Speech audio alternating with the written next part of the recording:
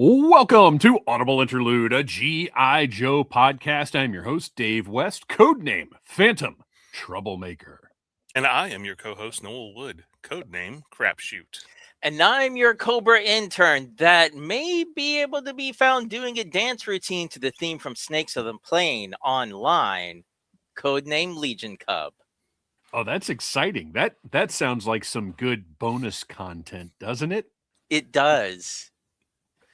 All right, let me get my notes set up here. We've got a lot of fun planned for this evening, but I want to make sure everything happens in the order that we want it to happen. Okay, here we go. Follow us wherever you listen to podcasts. Be sure you click that follow button and subscribe. Leave us a 5-star review and spread the word. Share Audible Interlude with your friends, your family, your fellow Joe teammates. Get the word out. It's the only way that we can grow. I recently started using Pocket Cast for my podcasts, and it's pretty darn good. I like it. So add us on Pocket Cast. It's a good little app. I dig it. So far, so good. I'm still in just shambles that Google Podcast went away like 2 years ago because I used it for everything. I never used it. So it just went away. It didn't change to something else. It just went away. Really? Yeah. That's weird. That's usually what happens is, now granted, typically when something like that happens and it just changes name or whatever, it might as well go away because it starts being terrible. Mm-hmm. But unusual that it just disappeared. I wonder what the reason was. Like at this point, you'd think if Google can't make something work, it's just not viable. Yeah, I loved it just because it was like, everything else. I've got an Android phone. Everything works so smoothly if it's Google. Yeah, right. So, it was perfect for it. Downloaded everything I wanted it without any problems, and fed it right to me. But anyway. Well, you are currently watching us on the Needless Things YouTube channel, where you can find Audible Interlude roughly every other Monday live. But also you can find tons and tons of toy reviews of your favorite pop culture items. And I am in the process of posting reviews for the new Loyal Subjects Mask toy line. And I posted a picture in the Audible Army Facebook group the other day saying, I believe I just did the most negative review I've ever done. And I hate it. I go into reviews wanting to like the thing. I never go in looking to pick something apart or find every flaw or get that, internet medal for outrage or any of that kind of stuff. I don't do that. I go into things wanting to love them. And it takes something for me to not love the thing. And I got to tell you, I do not love these things. So check out my reviews. The Thunderhawk is already up now. And you can kind of get a bit of a sense of where things are going, but over the course of the reviews, like when you start with something that's like got a couple little problems, you're like, okay, well, I'm aware of this. Let's move along. And then I finished with the Rhino, which has a lot of problems. And if I'd started with that, I probably would have been harder on the other ones because it would have been set. The baseline of badly flawed would have been there, and I would have been looking a little harder at the other ones. You know what I mean? Yeah. I've because you were, what you were saying, and then I've also seen some other takes online. I got my Thunderhawk from Big Bad yesterday, and I was less excited to open it than I was, a couple weeks ago. So it's still sitting in the box. Well, and it's thus far the least offensive of them. So with the bar set so low, you may open up your Thunderhawk and think it's great. Yeah, but it's like, okay, well, now I don't feel so bad about not buying the whole line, which was actually pre-tariff pricing was my plan. Mm-hmm. Right. Yeah, and now like post-tariff pricing on those is we're a family show, friggin' crazy.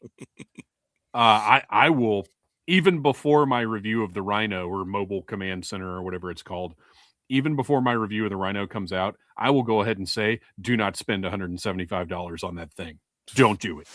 That's a little free advice early right here. But do watch that review, and also be sure and watch the shorts. I say this like every week, but I think it's important for people to know the shorts are separate. They're not part of the review. I'm not cutting up the review into 3-minute parts and putting it out there. The short is recorded after I do the review. So often there will be a little follow-up or something I caught or whatever. The short is its own thing. So if you hadn't been checking those out, if you've been thinking, oh, it's just, part of the review, it's not. It's a separate thing. And the short on the Rhino is the thing that I was talking about where I was more negative than I've ever been before. It's pretty brutal, and that'll go up on probably Thursday, maybe Wednesday. We'll see. All right, so Needless Things YouTube channel, like, subscribe, share, tell your friends about Needless Things. Also, check us out, Audible Interlude Podcast on Instagram. That's a good way to keep up with us casually if you're not into the Facebook group thing. And while you're there, go to the pinned stories and get yourself some merch, hats, t-shirts, phone cases, shorts, all kinds of stuff with Audible Interlude on them. If we see you at a live event wearing some of our merch, you'll get a free itty bitty ditty bag or a button. I tend to make event specific buttons. So you'll get a free button if we see you in our merch. But whatever the case, Audible Interlude Podcast on Instagram, go to those pinned stories, get some merch. And actually, while you're at our TeePublic store, since you're already on TeePublic, why don't you just navigate to the Pop Heist store and get yourself one of these Cobra Commander version 4 t-shirts that I immediately had to purchase alongside my Robo Joe shirt. I've been waiting to wear this thing. We've had so many like special events that I haven't had the opportunity. And then it ended up being so cold down here tonight. I was like, I got to wear my jacket. But check out that beautiful Cobra Commander, Cobra-La, as we now know, Cobra Commander, right?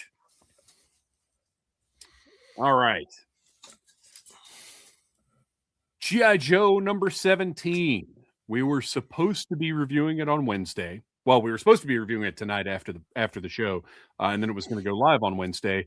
I heard back from my contact at Skybound today. G.I. Joe number 17 has been delayed until January the 14th. So we will have that review up next Wednesday. A little actual news there. The only actual news we have in this whole well, not really. We have some crossover.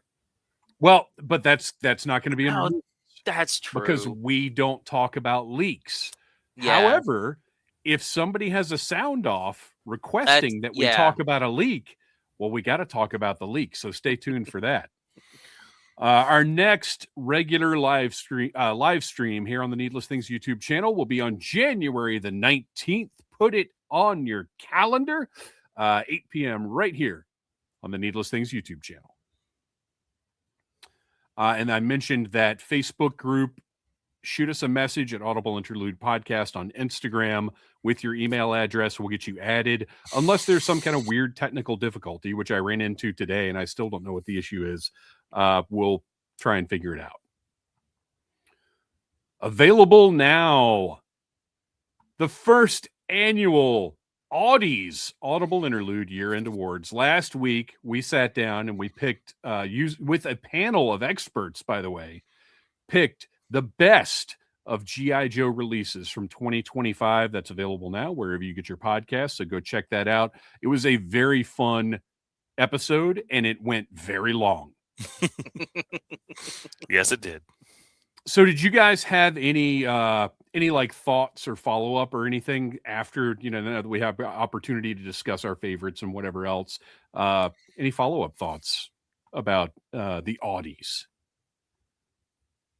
I will say that it post discussion has somewhat influenced me because yesterday I had to get my oil changed before I went to work, and where I went, there was a GameStop right next door, and they had Budo on the shelf. And after hearing everybody rave about him, yeah, he's now part of my collection.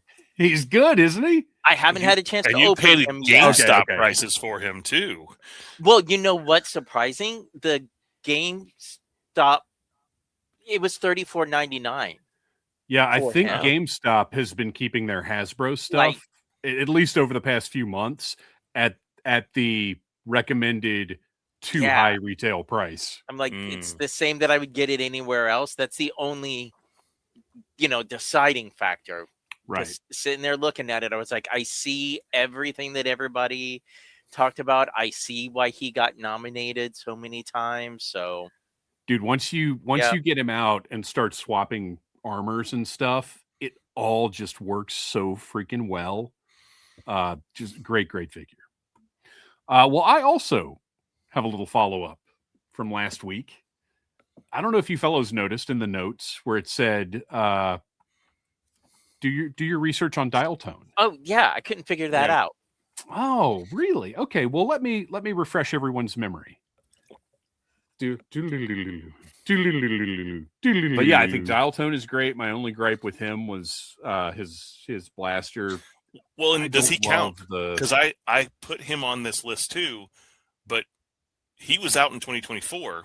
I just didn't get him until 2 months ago. No, he came out early 2025 because my review went up. I got mine months before you guys did. Yeah, the thing. Yeah, Not you got yours before in me. 2024. It was I one of was the one of the- few. Hasbro Pulse somehow or other got me my dial tone by the end of 2024. Really? Mhm. Yeah, Okay. there were people that were getting them in like November and December of last See, year. I thought I was That's one why of the I ones didn't that got him include it. really early. Okay. No, it was almost like the Well, Crimson it's Guard not again. it's not worth litigating here. We will move on. But guess what? It's worth litigating here. So you guys didn't do any kind of like looking around, follow up, or anything on that? I mean, I had looked that up before, and I saw the results were showing that I'm getting people were getting hot them in now. 2024. The jacket's He's all coming worked off. up. I am. So I I am don't know. because Did you get yours through Pulse, Kristian? So here's the funny thing, and I think this is how the world has gotten to where it is right now. Is I was not prepared for this to be a topic of debate because I thought it was just known and accepted that dial tone came out in January of 2025. Like the earliest shipments were January 2025. So I was not prepared with my facts to deal with that issue. And I think that's what happens a lot is people are like, "Oh, what? I didn't even realize anybody didn't know that this was a fact." So I'm gonna throw one thing out. We can do this the boring way, or we can do this the fun way. The boring way is you guys go ahead and say, "Oh yeah, I think you're right," and we'll move on. Or we can I do this don't the fun have way, I don't have where a I split present- opinion. where I present. Well, no, you don't have an opinion. You stated it as fact. I stated it as what I had observed from my very brief internet research last Monday. So the first fact that I will present to our jury is the dial tone pre-order went up on September the 13th of 2024. Now, given what we know of pre-orders and the time between pre-order and delivery, do you still believe that dial tone came out before the end of 2024? Yes. Because Ooh, I am I just like that petty. well, Because and I can almost guarantee you, if we go back and we look on Instagram, there are some people that may have had some dial tones fall off a truck in China. Oh, well, sure, that but we don't count absolutely got that them as before. that does not count as widespread American Does it? release. Well, it's showing me when I ordered it. Pulse will show you when the order completed if it was the last thing in your order. But if there's other And if things you've in got that a same tracking order- number, FedEx will still have There we delivered go. on Okay. So whatever. I'm like confirmed May 22nd. What? Mm-hmm. So the next Sorry, piece of your information. tracking attempt was not successful. Oh, week. Yeah. Oh, because it was DHL. Oh. Okay. So then, yeah, I am wrong. I actually need to go check my figure because I probably don't have dial tone at all. If it was DHL, What? I'm probably still Oh. waiting on that. I don't know what figure it is that I opened that has a satellite backpack and a neighborhood spy dish blaster. The best possible resolution for this whole scenario is Kristian going, "Oh wait, I never got dial tone." He'll be on my 2026. So the first, I went back through.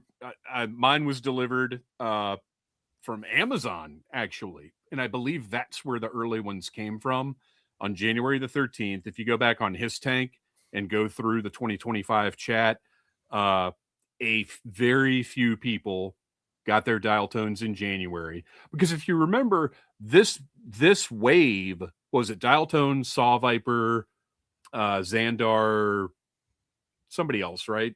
Fourth, there was obviously a fourth. Leatherneck, Xandar, dial tone, Saw Viper. So if you remember, the original release date on these was either August or October of 2025. Because remember, it was the crazy far out. What is weird? I'm gonna have to look I'm gonna have to look through my emails to see if I can find that shipping, because when I look up my orders, there's the confirmation. Now it says that Xandar and Leatherneck shipped January 15th. Right. That's when the rest. It shows that my Secret Wars Titania, because that was all included in the same order that I put in, shipped December 11th, and I have no date. I just have a confirmed date on dial tone, which doesn't even match the confirmed date, because it says confirmed May 22nd. So this is very unusual. Yeah, that's probably whatever the last thing in that order was that shipped. Is that May 22nd? Yeah, because that whole wave, I think, was a little spread out, if I'm remembering right. Some got their dial tone first, and then Saw Viper, Xandar, and Leatherneck. I don't feel like, I mean, granted, nothing ever ships together, but you know what I mean? Shipped within, like, they didn't all go out around the same time. I feel like one was later than the other ones, but I'm not positive about. But dial tone, in general, being a 2025 release, I am. But you're Kristian, I'll send you that clip, because when I say no, it wasn't, you say like, like the way that you said it.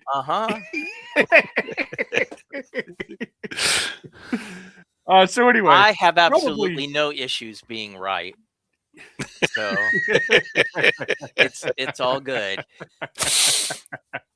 So anyway, really not worth litigating at all, but it was just funny to me because I was in that moment, I was positive, but we would have had to sit here for 10 minutes like we just did. Oh, I found my email.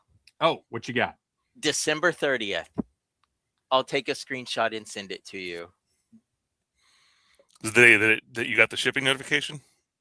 Yes, with the tracking number. So that means it came when? No, expected by December 30th. I got the email on... That's not one of those emails that says your date has been updated to... Very well. I mean, face facts, it was shipped by DHL.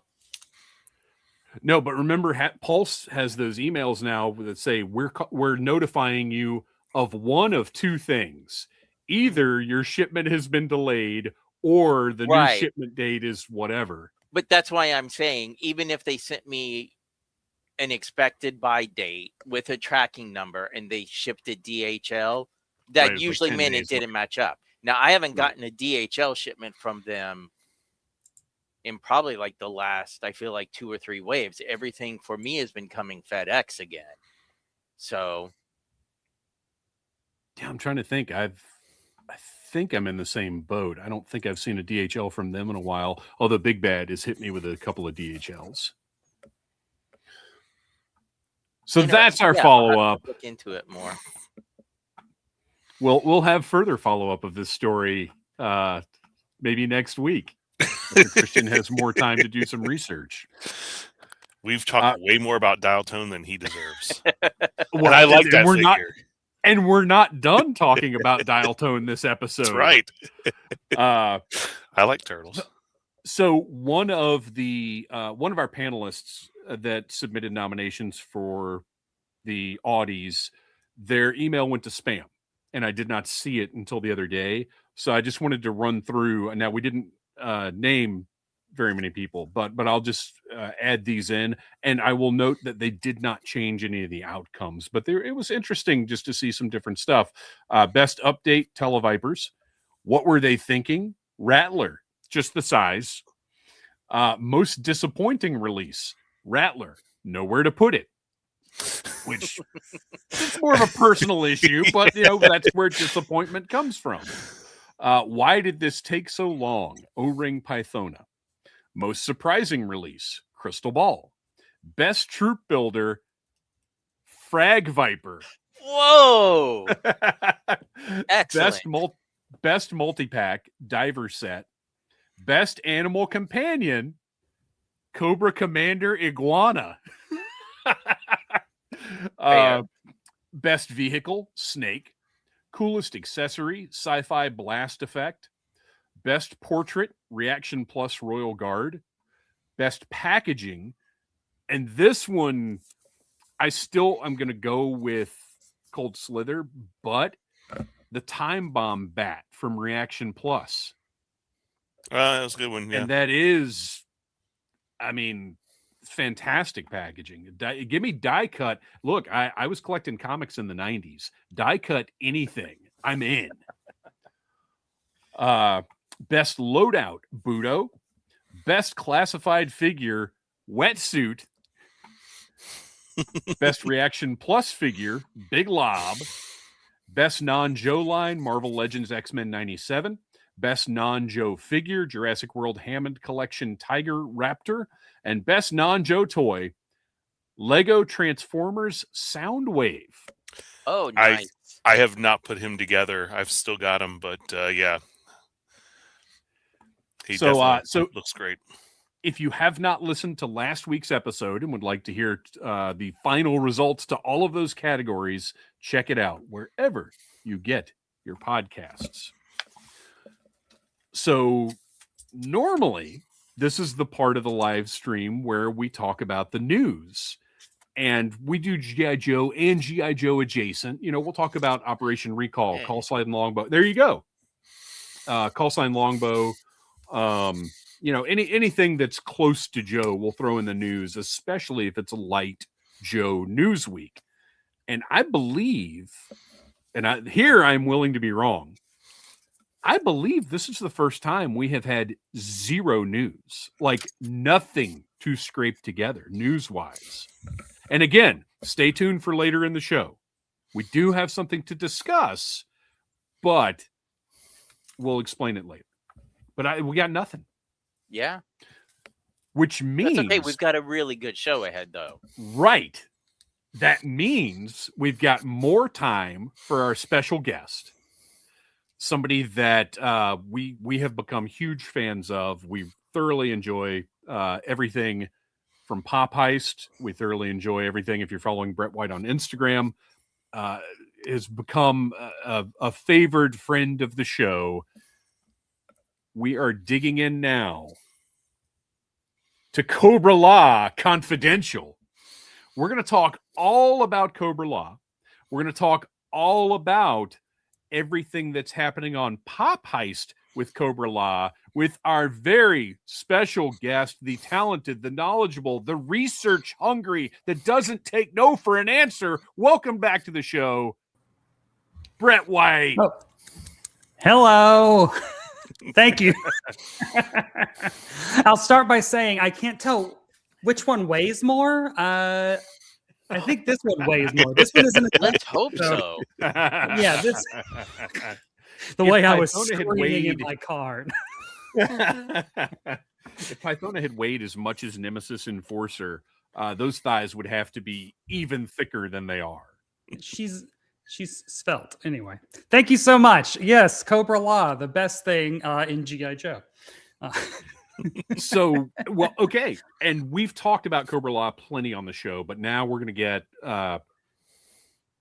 really your specific perspective on why this is important, why things have changed, why the perception has changed, and what in the world drove you basically insane with having to track down all of the people you've tracked down. But first, tell us a little bit about right now what's available on Pop Heist that's Cobra-La related. Yeah, so Pop Heist is my worker-owned media. It's a website. I would love for it to be a media empire. Please subscribe and give me money to make that happen. Anyway, it's my worker-owned pop culture website where, as editor-in-chief, I can do whatever I want. And so on like July 26th or whenever, when they announced Pythona, I was in St. Louis for my father-in-law's funeral. It isn't sad. It's not. And I remember I saw that. Now I sent an email to myself, like email Hasbro about Pythona, and then that July. So that's been like 6 months, almost 6 months of this.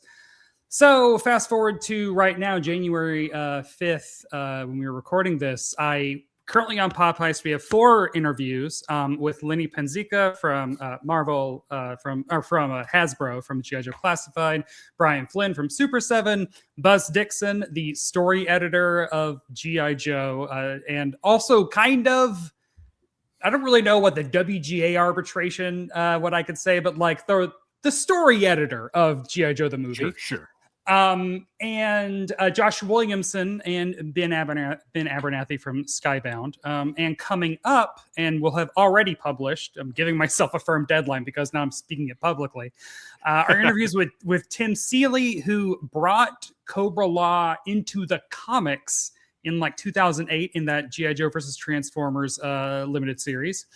And of course, Larry Houston, the storyboard editor, the storyboard director, who did the opening sequence of G.I. Joe the movie, as well as Pythona's break-in into the Terrordrome and Slaughter's Renegades break-in into the Terrordrome. He did those sequences, as well as other things that I can get to.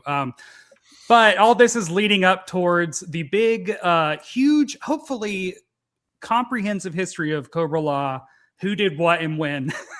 That sounds like I'm a lawyer, accusatory, on a Friday, hopefully. That also has input from, noted G.I. Joe historians, R. Carson Metaxas, Dan Klingensmith, and Tim Finn, who were all more than generous with answering my questions. And then also email input from Tommy Lee Edwards, who penned the 2019 almost sequel to G.I. Joe the movie. That was a short story in the yearbook that never will get to that later. And Mark Pennington, the sculptor, the Ron Rudat's second in command or whatever. So yeah, it's a 7-part corpus, Cobra-La corpus. Although I'm now realizing Cobra-La Confidential probably easier to say. So what is your since we haven't discussed it here before, what's your history with Cobra-La? Oh yeah, I forgot. And also you guys are also going to be part of the big thing is like my audience reaction, because audience reaction is the main reason why I've gone down this hill. And through talking to Lenny and Brian and Joshua, I've realized this consensus that Cobra-La are the Ewoks of G.I. Joe. When I read that comparison in one of your articles, I about fell out of my chair because that is a discussion that I have had. Like, we have friends who run a Star Wars podcast that have said, like, when you want to come on and talk about something, and I said, I want to do a deep dive about the Ewoks cartoon, and they're like, that will never happen. But there's an age difference there. But that's fun anyway. Right, Well, but that's yeah. that is what sort of caught my eye when I read that in one of the pieces, where I was like, oh yeah, so all those people that were hating on Cobra-La, it wasn't just that it's now this weird, overly sci-fi, at sometimes can seem a little ludicrous idea that you've injected into G.I. Joe. It's that they're sort of hitting that age range of, well, maybe I'm just too cool for this period. And yeah, because the thing, so I was born in 1984, and now G.I. Joe the movie came out in late 1987 at the whopping price of $80 for a VHS cassette, which is $225 in 2020, late 25. Good gosh, wow, nuts! Which explains why in like so my first G.I. Joe purchases were either Repeater, Lightfoot, or Hardball. Because I have distinct memories of getting Repeater, so he might have been my first one. So that's 88. I'm 4. And so that means my mom is going and renting G.I. Joe the movie from Kroger's, because this is back when grocery stores used to have little like video rentals. Yeah. It's a crazy Absolutely. thing. My mom would rent G.I. Joe the movie from Kroger's like every single week for me. And I just have like such a memory of like standing at my VCR and putting it in and just watching the opening credits, like, what in the world? So I'm like 4 or 5 watching Pythona do all this stuff. And that's intense. Like for a young kid, like the entire movie, you think about the movie, it's the first time that we see actual casualties, not just in Duke taking a snake to the heart and living, but also Bazooka, Alpine, and Gung Ho are like put up in traction off screen. Like it's a very heavy movie, which is why as a 41-year-old, I still don't buy that it is cheesy or goofy. And anytime anyone says that, I fully like, I can't comprehend what movie they're watching, because it is such a dark, intense movie to me. But no, yeah. So like I grew up loving it. And, growing up before the internet, your opinion is basically like, what do my friends at school think? And what do my cousins think, and we all liked it. So as far as I knew, everyone loved G.I. Joe the movie. And it wasn't until I became, unfortunately, an adult on the internet that I discovered that there are people that don't like it, that think that it's goofy. Let me just tell you, the last episode of G.I. Joe I watched was Operation Mind Menace, which in that telekinesis pulls Easter Island bottle out of it. Like G.I. Joe was always ridiculous. Is a natural clue. I don't know. I could just keep rambling forever, but that doesn't allow for questions or nothing. Well, it always had fantastical elements. I think that's what gets lost in this conversation. G.I. Joe the movie has so much weight on it because it was the last thing that our generation of Joe fans got. It's a series finale. And it is. When you watch it, so like I've done this twice now, like where I watch all 100 episodes of G.I. Joe in chronological order, and you end with the movie, and there is something really really interesting doing that. In my Buzz Dixon interview, I get into this, like, because the last couple episodes of season 2 are Into Your Tin I Will Silently Creep, and like it's the introduction of Coil. So you have friction. You have that weird snake monster under Destro's ancestral home. You have the island of Dr. Moreau of Mind. Like, so it's G.I. Joe is kind of naturally getting increasingly weirder. And then when you hit the movie, and that opening, especially, like, it feels very like, how the last Beatles song is the end? Like, that opening feels like this is the end. And then you watch that movie and it feels so huge. I have so many. Well, and look, that's what you're here for. But to this day, when I was a kid, Cobra-La launching those spores felt like the most serious catastrophic threat we'd ever seen in G.I. Joe. Part of it was because they set it up with that animation of all the people mutating, like when Globulus is talking about it, and they show these people mutating, and that's one of the reasons I was so surprised in the comics when we saw the guard take the helmet off and it's just people. Mm-hmm. Like, really, up until that point, to me, Cobra-La all were some kind of mutants, whether it was like Globulus or, Pythona with the facial tattoos, Nemesis Enforcer's kind of crazy looking. I thought they were all just crazy mutants and that they were trying to turn humanity into that. And it just seemed like it's body horror. It's one of the probably instances of body horror I'd seen. I mean, I remember being 5 years old and contemplating, well, what happens when the spores hit my house?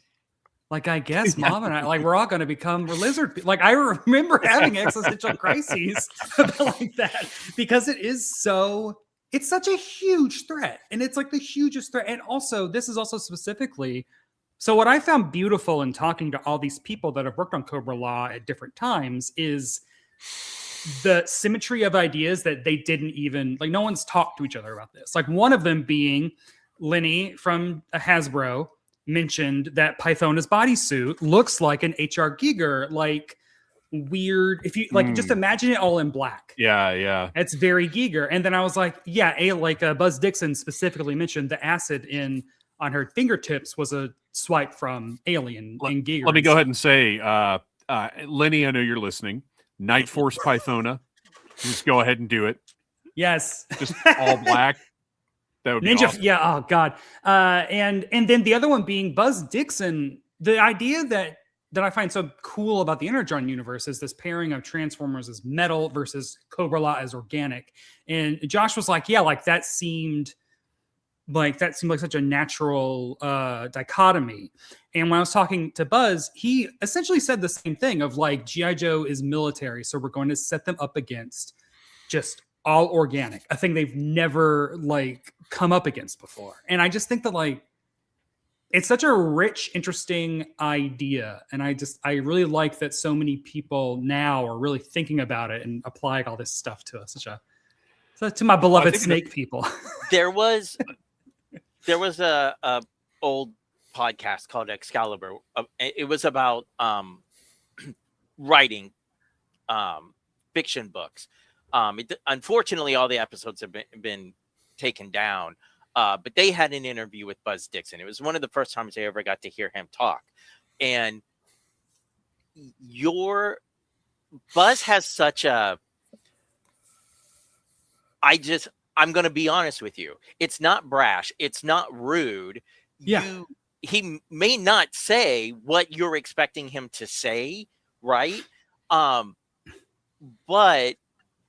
I loved how the questions that you gave him, sort of the path that he took in talking about this movie was so different. Because on Excalibur, it was dealing with G.I. Joe as a whole, and it had a tiny part about the movie. But since yours was focusing specifically on Cobra-La, the amount of times that he mentioned, oh, well, I put this in as a placeholder. Yep. And then Hasbro and everybody's like, we love it. And I'm like, no, placeholder. And then that's end up, the battle cry. Yes. The name, okay. All that sort of stuff. So for our listeners, I don't know how to get across to you just how detailed, and at least for me, how much information was in these interviews that I have never ever heard before.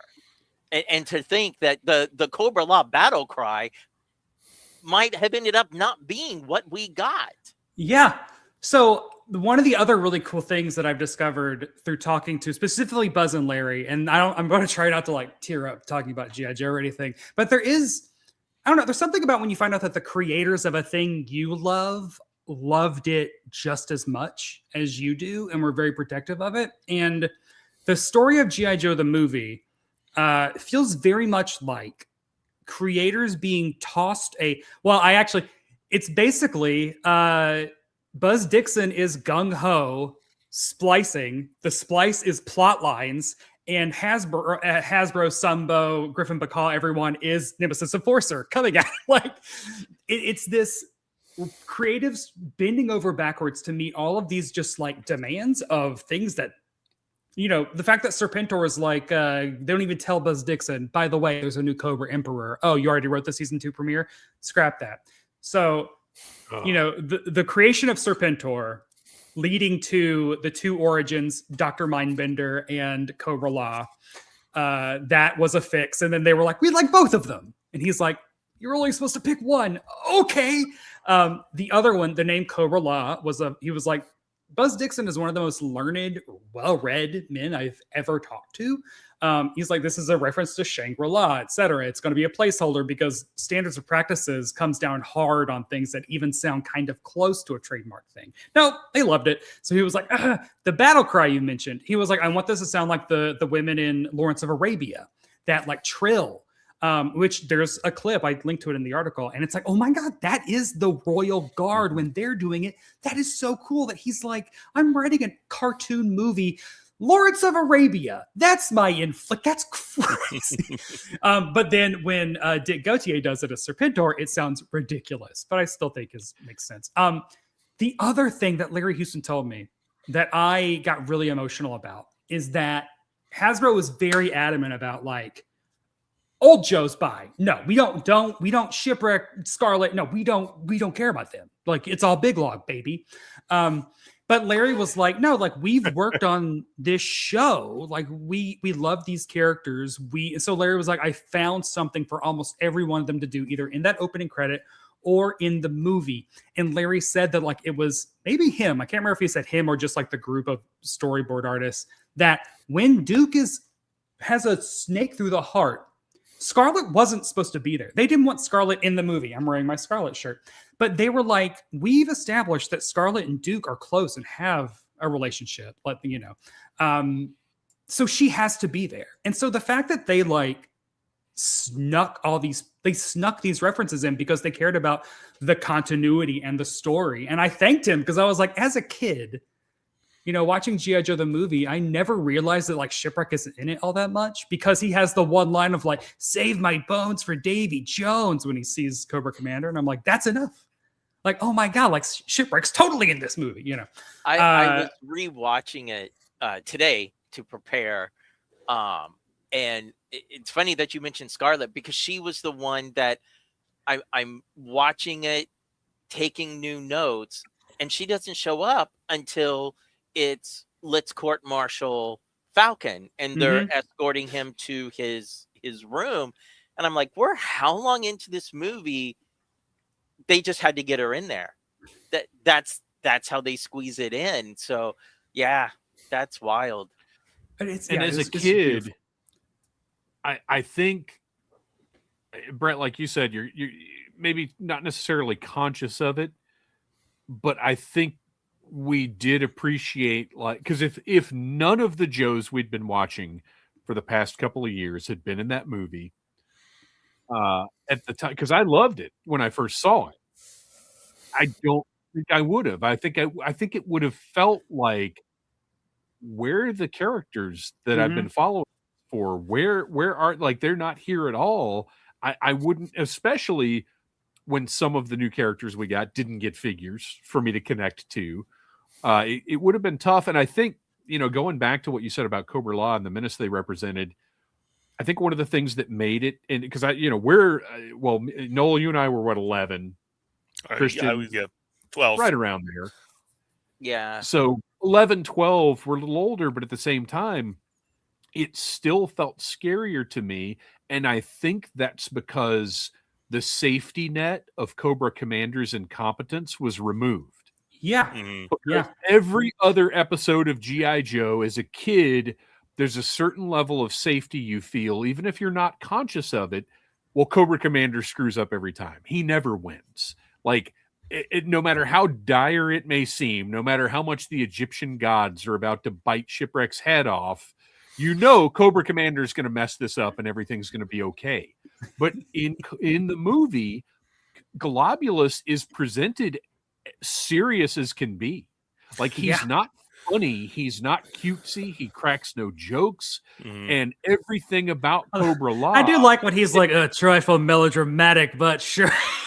Yes. Yeah, yeah. Well, Well, we and had even gotten that is reinforcing what we've seen about Cobra Commander.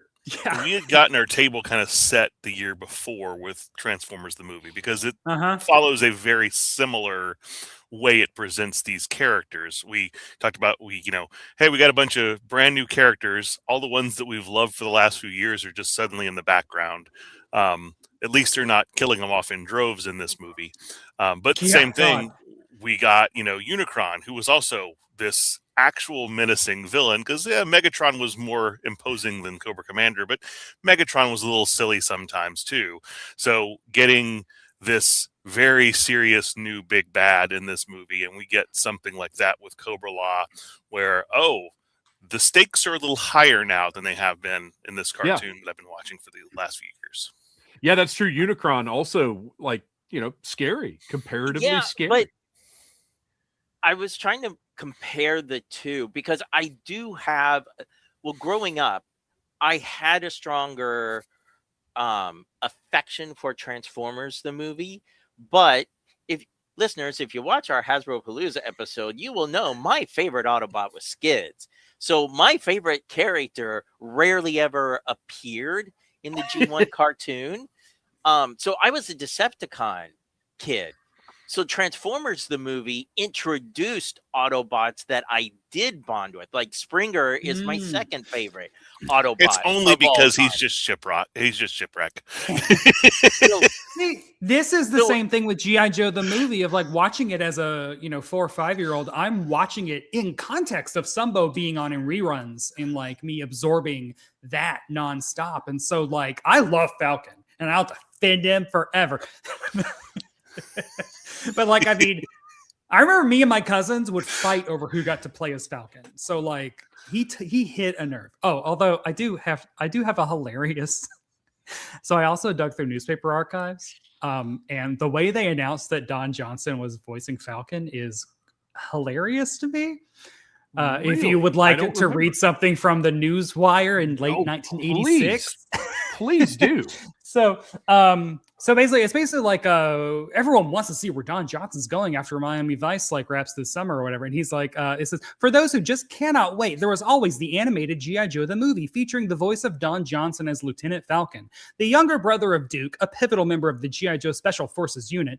Falcon is a bad boy who must prove to his brother and the world that he can be a good guy, said a representative for the film from Sunbow Productions. Falcon joins the unit to prove himself. It's the perfect Don Johnson character. Sunbow says G.I. Joe the movie will be seen sometime in the spring, either as a miniseries or feature. And in case you are wondering, this is no skeleton that has been pulled from Johnson's closet. He recorded this part in March. It's like insinuating that, like, no, he didn't do this before Miami Vice got big. He's proud of this. Which really it is kind of crazy. And I hadn't considered this until you were just now reading this out, because Miami Vice was incomparably huge on television. Now, when it went off the air, I don't know if it was, I mean, I'm sure there was a peak in there and it went off the air after that peak, but I mean, he was a superstar. It's kind of crazy that they got him for, even if this had been theatrical, it's still kind of crazy, because when you look at the voice cast of Transformers, you know, Judd Nelson, who I dare say was not really as big as Don Johnson at the time. You had Robert Stack, who's just older. Leonard free, like his big fame with Unsolved Mysteries too, really. Yeah. So. Right. Leonard Nimoy and Orson Welles, like stars of the past. Like Transformers the movie did not just Meredith on that level. Yeah. Did not boast a current superstar on the level of Don Johnson. So I really do kind of wonder, how the heck did that happen? Yeah. Well, and they also, like, you got him and Burgess Meredith, and those were really the only celebrity actors you got for G.I. Joe, whereas Transformers, they went all out and they got like 7 or 8 people.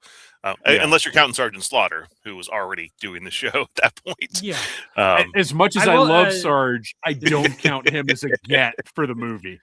Buzz Dixon did say that Don Johnson did film or did record his entire role in Florida. He did not go to, because I feel like they probably all recorded in LA. Like he did not.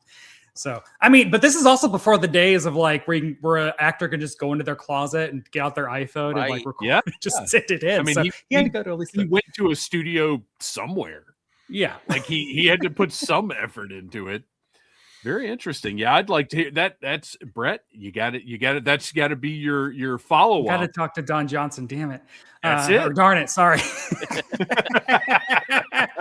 The other big question that I had going into this project were the toys, because like it's funny. So Ron Rudat in March of '85 designed Serpentor, and that seems to come from just like he says he'd seen Conan the movie. It was like, yeah, James Earl Jones character, sure.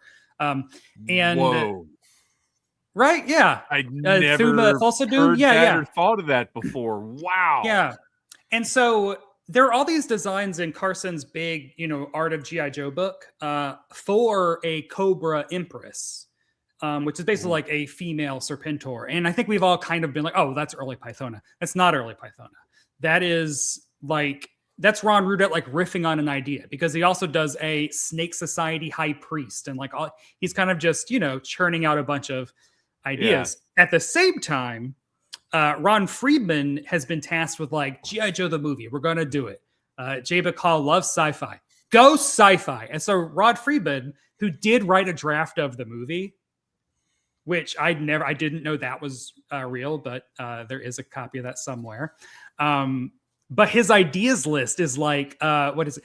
A character named Animus Serpentis, who's a detached brain. Circe of Cobra Island, who uses perfume to manipulate men. Like all these like ridiculous ideas. And mind you, G.I. Joe Season 1 hasn't even aired yet, which is crazy to think. All this is going on in like May 85. It debuts in September. Season 1 debuts in September 85. And they did use that perfume. And so apparently like Ron Friedman sent this over to like Steve Gerber, because Steve Gerber had already showrun the episodes that are about Season 1, which is about to start airing. And he had to go through and be like, no, we're doing this. We've already done this. And I'm assuming that is definitely one that he was like, no, we did Spell a Siren. We've already done this. Don't do that. So basically like the action figure aspect of it, it's only supposed to be Serpentor. And when Buzz Dixon gets brought in August 85 to rework the script, he's told like, well, we're not producing any new Cobra figures for the movie. We have like, Taurus and Mercer and Kitty Hawk, which was Falcon's original name, which is so hilarious to me. Whoa. He was originally called Kitty Hawk in early drafts. Is he from North Carolina? Yes, he is from North Carolina. That's great. Oh my God. He's one of my hometown guys. Ugh. Yeah, you love Falcon. You love him. No. So like they're at that time, so Buzz is told you can do whatever you want to with new bad guys. We don't care. So in Ron Friedman's draft, Nemesis Enforcer exists. He is a Ron Friedman creation. He describes like a big bat-wing shape-shifting character, and also the name Nemesis Enforcer, which like rocks. Yeah. And he also has a character named, what Venomina, who he later calls Pythona. And Ron Friedman came up with the name Pythona, but that character was a witch. It's Buzz Dixon who turns her into the like assassin imprint, like emissary character. Venomina sounds like a Masters of the Universe villain, right? Yes, yeah. Yeah. And it also makes me wonder if he intended it to be pronounced Pythona, because we always say Pythona, but it should be Pythona. I don't know. Yeah. So then Buzz like creates like, okay, well, I guess I'm going with this Cobra-La idea that I had to come up with. Globulus, because he intended him to be like a corpulent Nero Charles Lawton type. Which again blew my mind, because I was like, okay, now the floating pod makes sense. Even though they had obviously had to have already changed the design for the character. That is one aspect of Globulus that for young me, like I could He never wanted- make it connect. He When wanted did- him to be. He wanted Globulus to be the larger Globulus to actually be carried around by Right. I'm assuming When like hunky when snake did dudes. When did Dune come out? Oh, 84. What do we Okay. think of Baron Harkonnen and Globulus? yeah. Isn't that his name? Baron Har Yeah. I'm not a Dune guy, but the big fat guy Baron that floats Harkonnen. around. Well, and like also the name Globulus. He's like, yeah, it's like glob, and I was like, I never even thought of that. And his the name fact was that they basically- didn't change it I after thought they of it, changed but Yeah, and didn't he was sound also like mad. it. He was also mad about that. He was like, well, he's named him Globulus because he's a glob, and then they made him this like he's a jacked half serpent man. Okay, cool, whatever. So basically, he writes a draft with Globulus and Pythona and Royal Guard and all that, and then at some point, and I don't know what the switch was, but summer '86 is when the designs for Globulus toys start coming in and all that. To the point where there was actually designs for an Insecticycle for like a wave 2 of Cobra-La, which Nullifier would have been the Oh. driver for that. Which is why the Okay, so- Nullifier looks so weird. That's been speculated forever. Yeah. That was initially planned to be part of Cobra-La, and that's why he looks so strange. And so what Buzz and Brian Flynn also, like, I can't pin anyone down on the real reasons why that 3-pack didn't include Pythona, but it does make sense. Like, both Buzz and Brian speculated, like, if you look at the two characters that were made, Big Lob and Pythona, like, Big Lob needs to be taller and Pythona is a woman. So like they have to create entirely new body molds. So it does make sense that, and I'm obviously sexism, I'm sure, comes into it because like boys don't play Sure. with girl toys, but you put her, like we all say, you put her in the 3-pack with Globulus and Nemesis Enforcer, single card, the Royal Guard. It makes so much sense, blah, blah, blah. So that's likely I why she wonder- didn't get a figure. I wonder if there was a perception, though, because you had said there were no plans for toys of the movie villains. Do whatever you want, right? And I wonder if there was this perception of like, no, we want that Cobra-La. There's 3 of them in that pack. That's it. We're making them and we're done with it. We don't. That's we don't also- want more. We don't want a single carded anything. It doesn't go anywhere else in the line. Yeah. If this Well, 'cause they all 3-pack hate it. sells, great. If it doesn't, forget it. If you listen to like Kirk Bazigian on the 3D Joe set, he literally says like Jay Bacall is the one who like loves sci-fi and wanted to push that, and everyone at Hasbro like begrudgingly like made that 3-pack. And when I Yeah. like, and also what I was getting to before I got sidetracked, because I love doing that, is That's what we do. Yeah, the Cobra-La characters were all designed by Russ Heath. They're not Ron Rudat designs. They're not Mark Pennington designs. Also because they kind of like disavowed them. They're like, we didn't have anything to do with that. Like specifically, Pythona is a Russ Heath design. And also specifically when you're holding like a Globulus or a Royal Guard, and I think Nemesis Enforcer figure, like you're holding Russ Heath designs, which I think are the only times that his designs were ever made into characters in that original run. Because everything usually started with like Rudat and Hasbro. What was the progression there? Because the figures obviously look quite different from the animation. Who designed the figures, or who translated the animation designs to figures? I think that is like Russ Heath's designs go to, because there are like Pennington and Rudat sketches of those characters, but like they're working from those Russ Heath designs, because Russ Heath's designs are from like early '86, and then all of the action figure designs are from like spring summer '86. And so it also seems like they were turning around fast. So I don't know. I guess they must have been like, oh, wait a second. Snake people, guy with wings? That's pretty toyetic, if that word existed back then. Well, and it's surprising to think because of I would say since like probably the late 80s, early 90s, it's like if there's a movie, there's toy tie-ins. Mm-hmm. So to think here is a toy line with a movie, and the toy company went, yeah, we have no plans. Oh, To- the fun thing that I also learned about Ron Friedman's ideas. Like, introducing the renegades and rawhides was like, you have to do that. But in Ron Friedman's script, on one hand, the rawhides instructor was Roadblock, not Beachhead. Probably because it was being written at the same time as like all the season 2 characters were being created. So Beachhead probably didn't even exist at that point. Well, yeah, because it was in the works before. Yeah. Way before that. Buzz Dixon did his rewrites of the movie before he wrote Arise, Serpentor, Arise, which I just I realized, that means that when Dr. Mindbender comes up with the idea, Buzz Dixon knew that was Cobra-La when he wrote that. Like, that wasn't a retcon. Like, that's right. That's fun. And then the other one is the Sergeant Slaughter's Renegades were going to ride armored horses. Sure. Why not? Why not? And we got robbed of those toys. I know. So think about how strange this is, though. So you mentioned, we've got Transformers the movie, G.I. Joe the movie, every movie had a toy tie-in or whatever.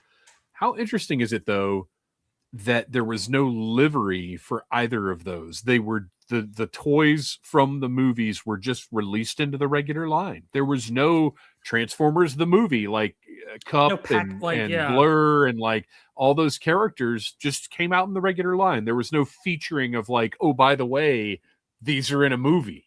No, like sticker on there. Or... I mean, that was almost the entirety of the 1986 Transformers line. Were the movie characters? But it's just interesting. It was the movie characters and a few like repaints of ones they'd done initially. So, but it's just interesting that there's no notation of now a major motion picture. Well, yeah, that was right. Just at Kroger's. Yeah, because that toy line or that movie was just essentially just to sell that year's worth of toys. That's really what that was. Whereas G.I. Joe's a lot different because we got so few of the toys that came out in '87 in the movie. Like, really, it's about a fifth of the total toys that came out that year. Because that was the year that Battle Force 2000 came out. So there was a bunch of other stuff in '87 that we never got animated. So we know, in hindsight, Hasbro made the right choice.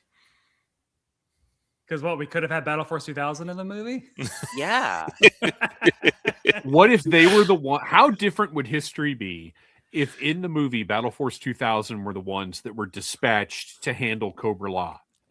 Well, think about, if you're going that sci-fi route, right, who better to fight Cobra-La than the highest of high tech to fight the organic, they've and knocked now out. We would be doing a re-examining of Battle Force 2000 as well. Oh, look, we're going to end up doing that at some point anyway. Dodger was one of my first figures, and I was like, "What is?" But I was like, "Battle Force 2000, what is this?" Because he came out like 2 years after the original. So boom. It's funny you mentioned him because the price was right. I picked up Dodger at Joe Lanta, and now I'm itchy for the rest of these idiots. Yeah.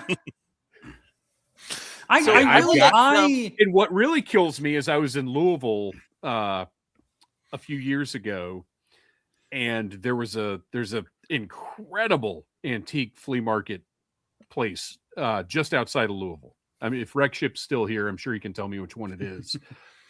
And they had on a shelf in a display case all of Battle Force 2000. And I looked at it and I thought, I know I'm going to want that someday. I am going to get to the point where I have everything else I want from 82 to 87. Well, even 82 to 94. And I know I'm going to want Battle Force 2000. And I just couldn't bring myself. And the price on it was not bad for as complete as it was. But I passed it up. I was like, no, I cannot. I don't want to drive this home. I don't want to deal with. No, I'm not going to succumb. And I wish I had. For those out there, it is the South Louisville Antique and Toy Mall. It's incredible. If you're ever in Louisville, I feel like I might have gone there. Is it we might as well salvage Louisville somehow.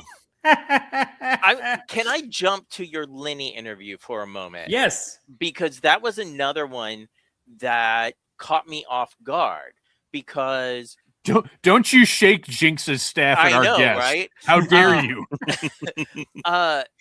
To hear him talk about his love for Cobra-La, and how he was working on Pythona designs in the early stages of Classified. When you look at how late in the line it was that we got them, right? So I will not admit defeat to Dave on dial tone, but I can admit that my assumptions that there was no love for any of the, quote unquote weirder aspects of G.I. Joe lore in the current Hasbro Classified team, and that is not correct.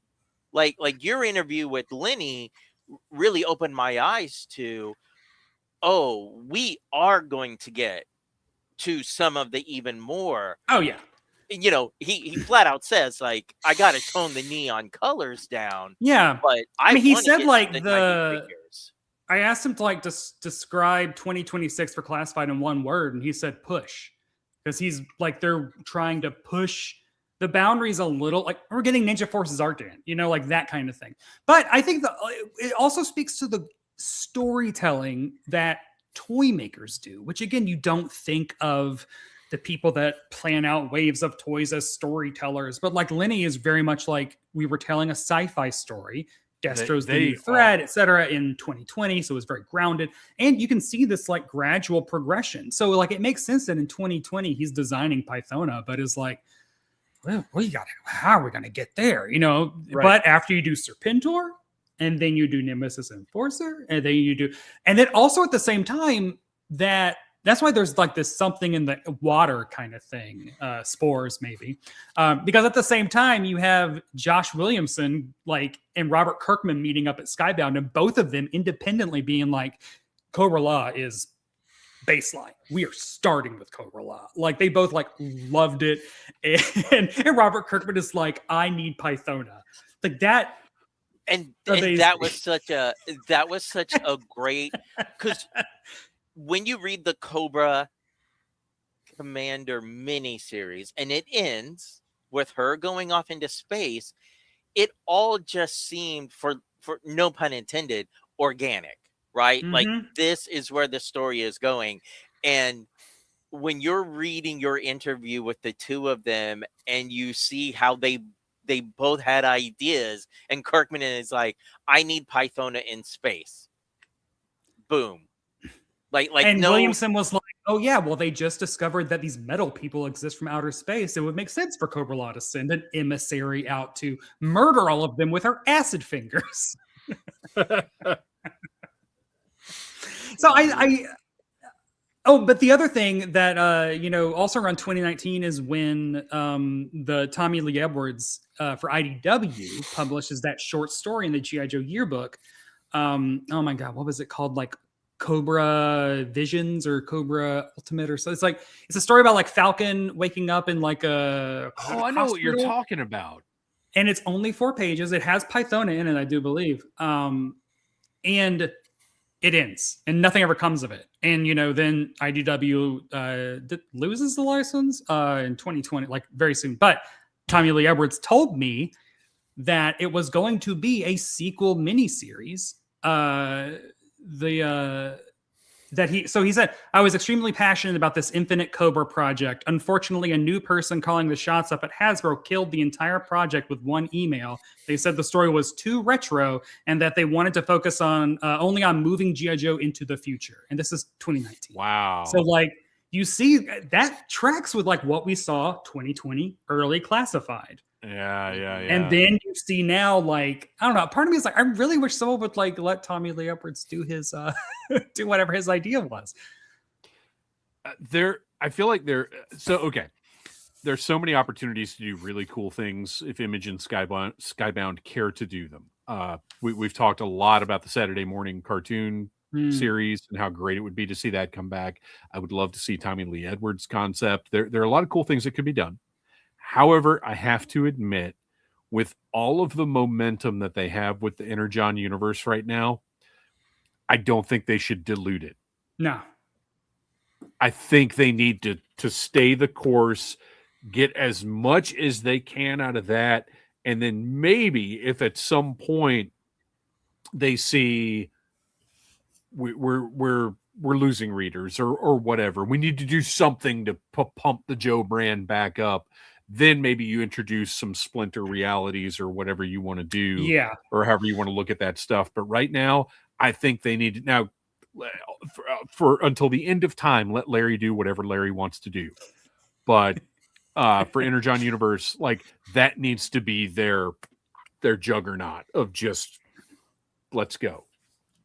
And and I also, I mean, I have hope for Josh getting. He wants to write Pythona again, and he specifically said like wants to give her like an old boy style scene where she just put Pythona in a hallway and just let her. It's just my queen. This started as just a Pythona's awesome article, and then I lost my mind and I've done 7 articles. The monster you have created. I remember when you were initially thinking about this, it really did start as a campaign just to talk to as many people as you could about Pythona. The voice actress. Oh my god, why can't I remember her name? Jennifer Darling. She's off the face of the earth. Amazing. Off the face of the earth, falling off the face of the earth. Also, she voiced Irma on Ninja Turtles. Yeah, and she's wow. voiced Louie Bubblehead. She on Galaxy High, like she has done so much. She was a fembot on the Bionic Woman. Like I am a Jennifer Darling fanatic. Well, if you can figure out how to get in touch, but apparently, like I've found a whole bunch of Ninja Turtle fandoms. Talking about like autograph collectors who are also Turtle fans, talking about like, oh, Jennifer Darling, she never shows up. None of the cast members have talked to her in forever. So like, I'll message you outside of here because there may be somebody that you can contact that actually a couple people who might know how to reach out to her. Because in the gem voice acting talent, there were quite a few that were the same way. Like they didn't do anything, and it was almost like they could not believe that this fandom still existed. Yes. And then enough people, sort of reached out through other voice actors who were friends of theirs, where they went, oh, okay, I'm not comfortable doing conventions, but I might record some messages to send to you all. So I'm going to keep hope. God, I would love it. So we have shared a tremendous amount of information and thought and opinion about Cobra-La. But before we wrap up the segment, Brett, tell us again, where can we find this series and when is it going to wrap up? You can go to popheist.com where you can just get everything you want. But also, the entire series should be up right now. When this episode, if you're listening to it on the podcast, should all be done. I got the rest of the week to finish it. But it is 6 solo interviews and then a massive... Just giving myself such a hard deadline. I work best under pressure about the entire thing, which we're going to have. There's a lot of exclusive stuff, some turnarounds from Super 7 of the Big Lop and Pythona figures, the David Gianfelice's art from that 2019 IDW story. I have the original pencils of that. An original Russ Heath Pythona sketch that will also make its debut right now. Oh. Never seen before. That is incredible. Hot. From the collection of Tim Finn, who I cannot wait for this Real American book to come out because his treasure troves, listening to him rustle through the stacks of like Ron Friedman archives and Russ Heath archives while I was talking to him on the phone, like, yes, I can't wait for this book. But yeah, it's gorgeous. Russ Heath, what a master. So, I mean, look, we're going to be talking about Cobra-La for years to come. But right now, we have other segments we have to get to. Now, Brett, I understand if you're on a schedule, if you've got to take your leave. However, I'd love for you to stick around the rest of the show and help us out with Sound Off, maybe a little Joe and Tell. You want to stick around? Yeah, well, I got a really good Joe and Tell, if that's a thing. Okay, if I can. Okay, cool. All right.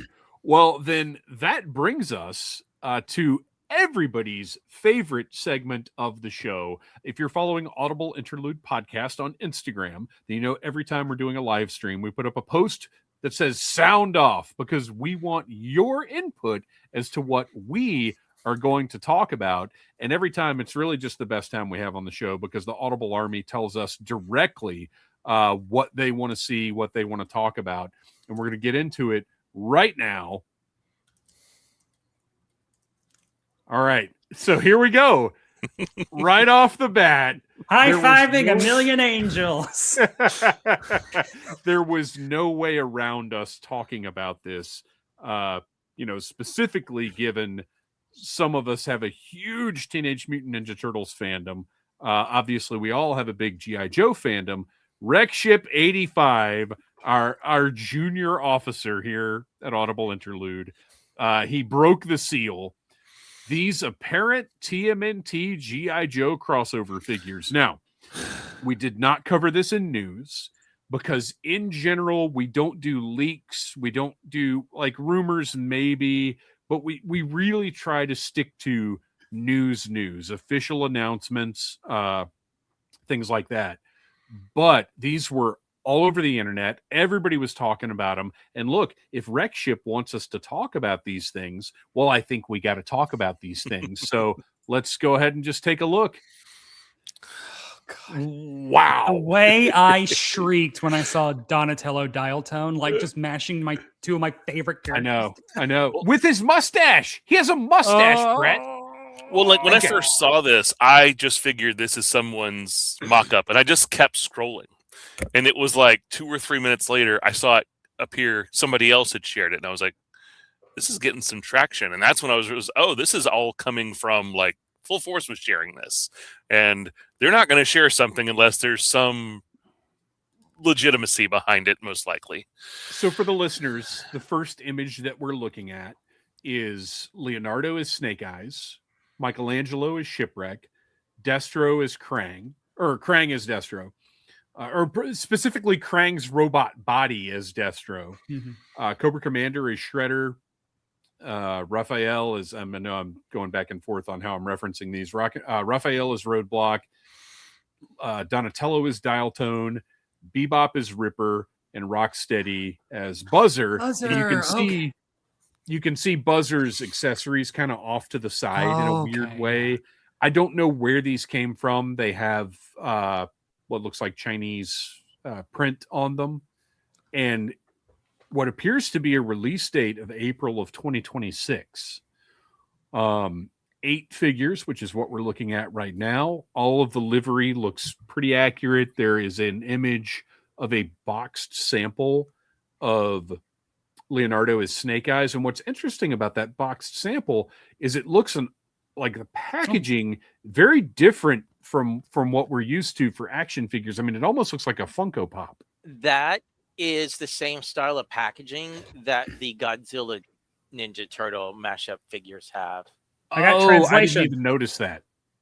Well, it's not really that interesting, but I just did the Google translation on my phone of that text, which is Teenage Mutant Ninja Turtles Special Forces Joint Doll A, estimated arrival April 2026, number of boxes 8.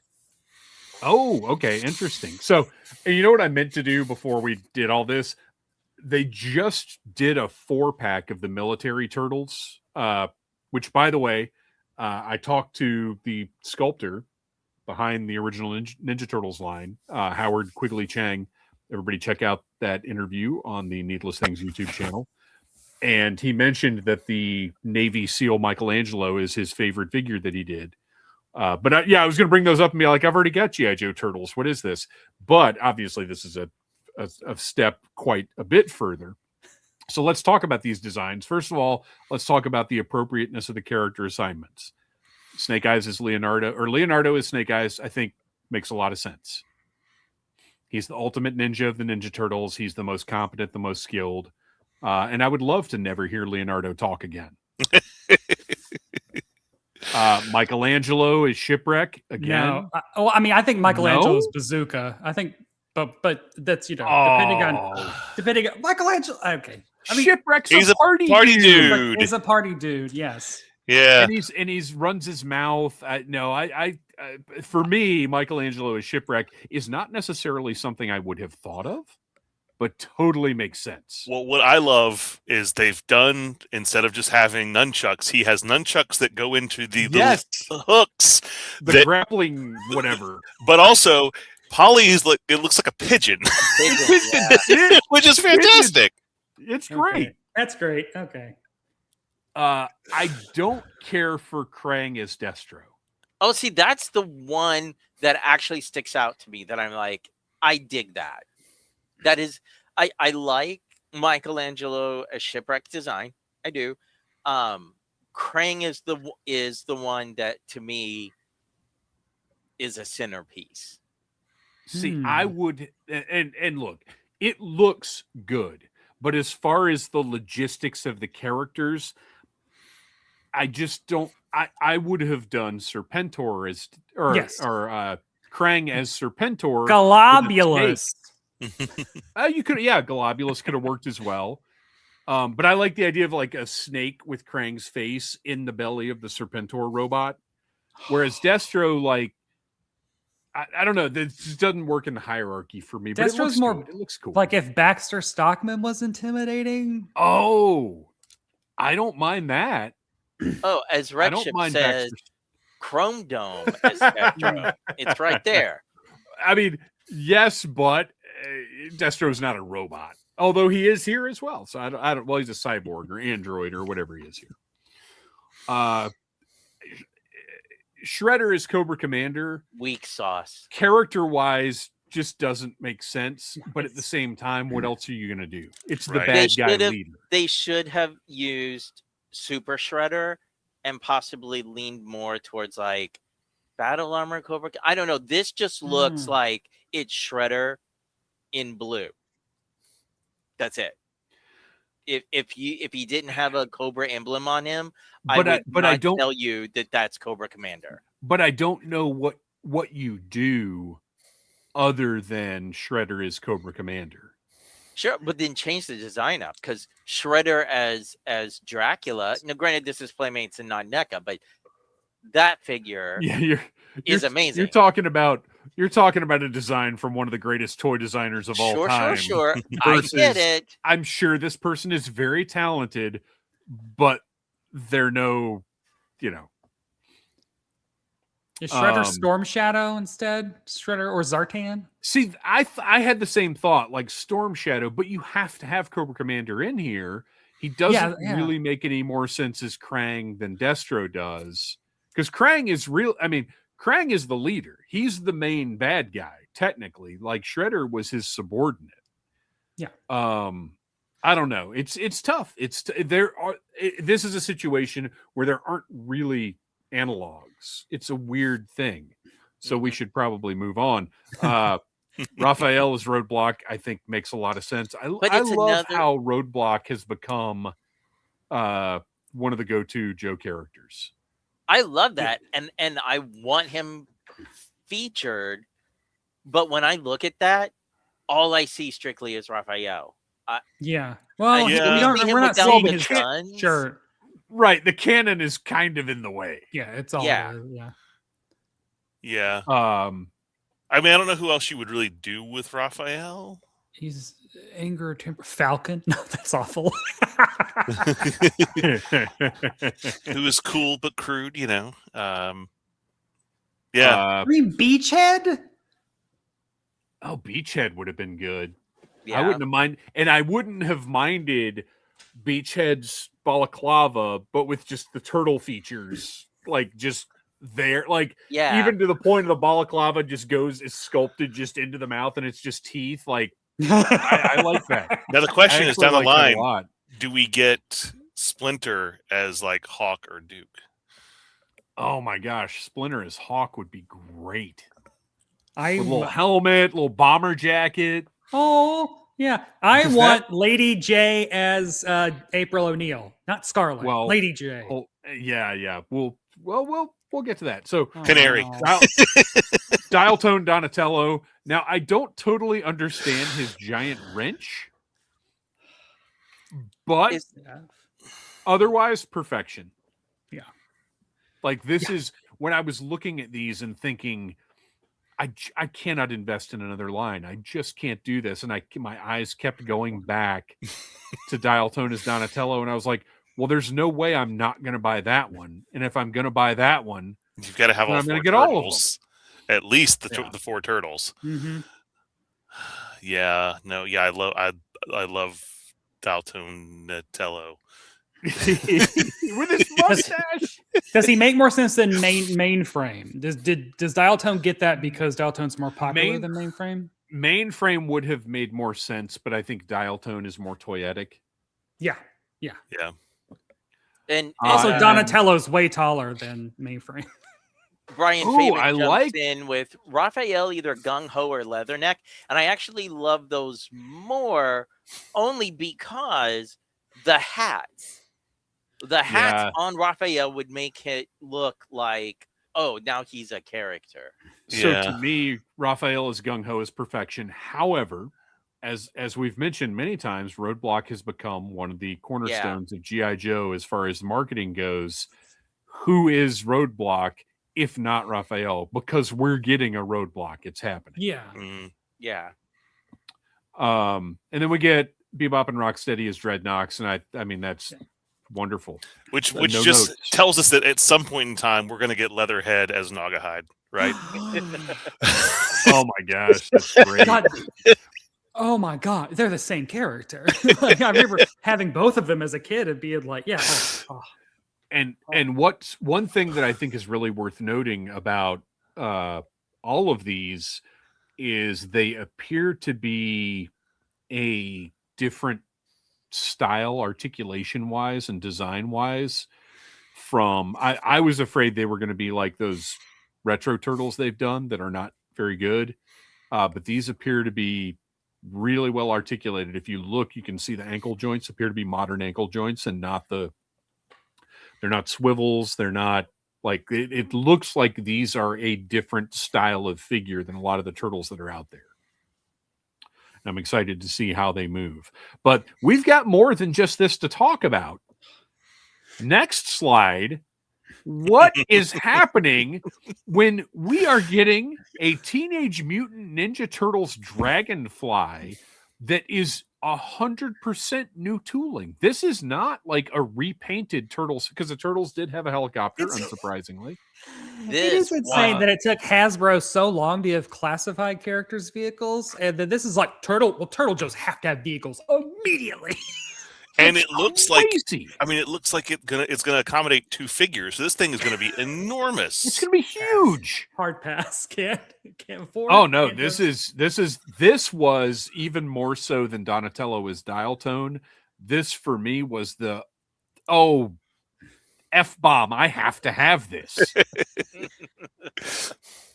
This is unbelievable. And I was looking at that. It looks like those are actually molded, like turtle shell features Yeah, on it's it, all which is sculpt. incredible. Yeah. It's all sculpt. But that's how, if you've picked up any of Playmate's Turtles output, which by the way, Playmate's losing the turtle license at the end of the year is insane. But if you picked up any of Playmate's Turtles output over the past couple of years, like the stuff is great. It's all great. And it's all reasonably priced too. But we also need to be reminded about Tom.Henry. It's still not a thing. It's still not a thing. And Krang is possibly the only character that could survive a fang because his head could just get chopped off. It ain't his head. It's Krang in a fang. You've heard about Elf Krang in in a a Shell. fang. How about Krang on a fang? Who would have thought Golf that the fang. Teenage Mutant Ninja Turtles would get a helicopter from G.I. Joe before Cobra did? So secretly, you know that Lenny is just watching Tom Henry melt down. Oh, yeah. Every time something like this happens. There's at this point, there's no way there's not an awareness there. So yeah, this is gorgeous. I cannot wait to have it. And the other thing is, and I think I said it, but I'm not positive. Okay, this is probably all from Playmates, but I'm not positive. But all of Playmates stuff also much more reasonably priced than most mass market toys. So I'm curious to see what our price points are going to be for these. And look, if they're coming out in April, pre-orders don't necessarily work the same way for Ninja Turtle stuff, because like those classics 4-packs and things, sometimes they just go up and they're available and there's no pre-order.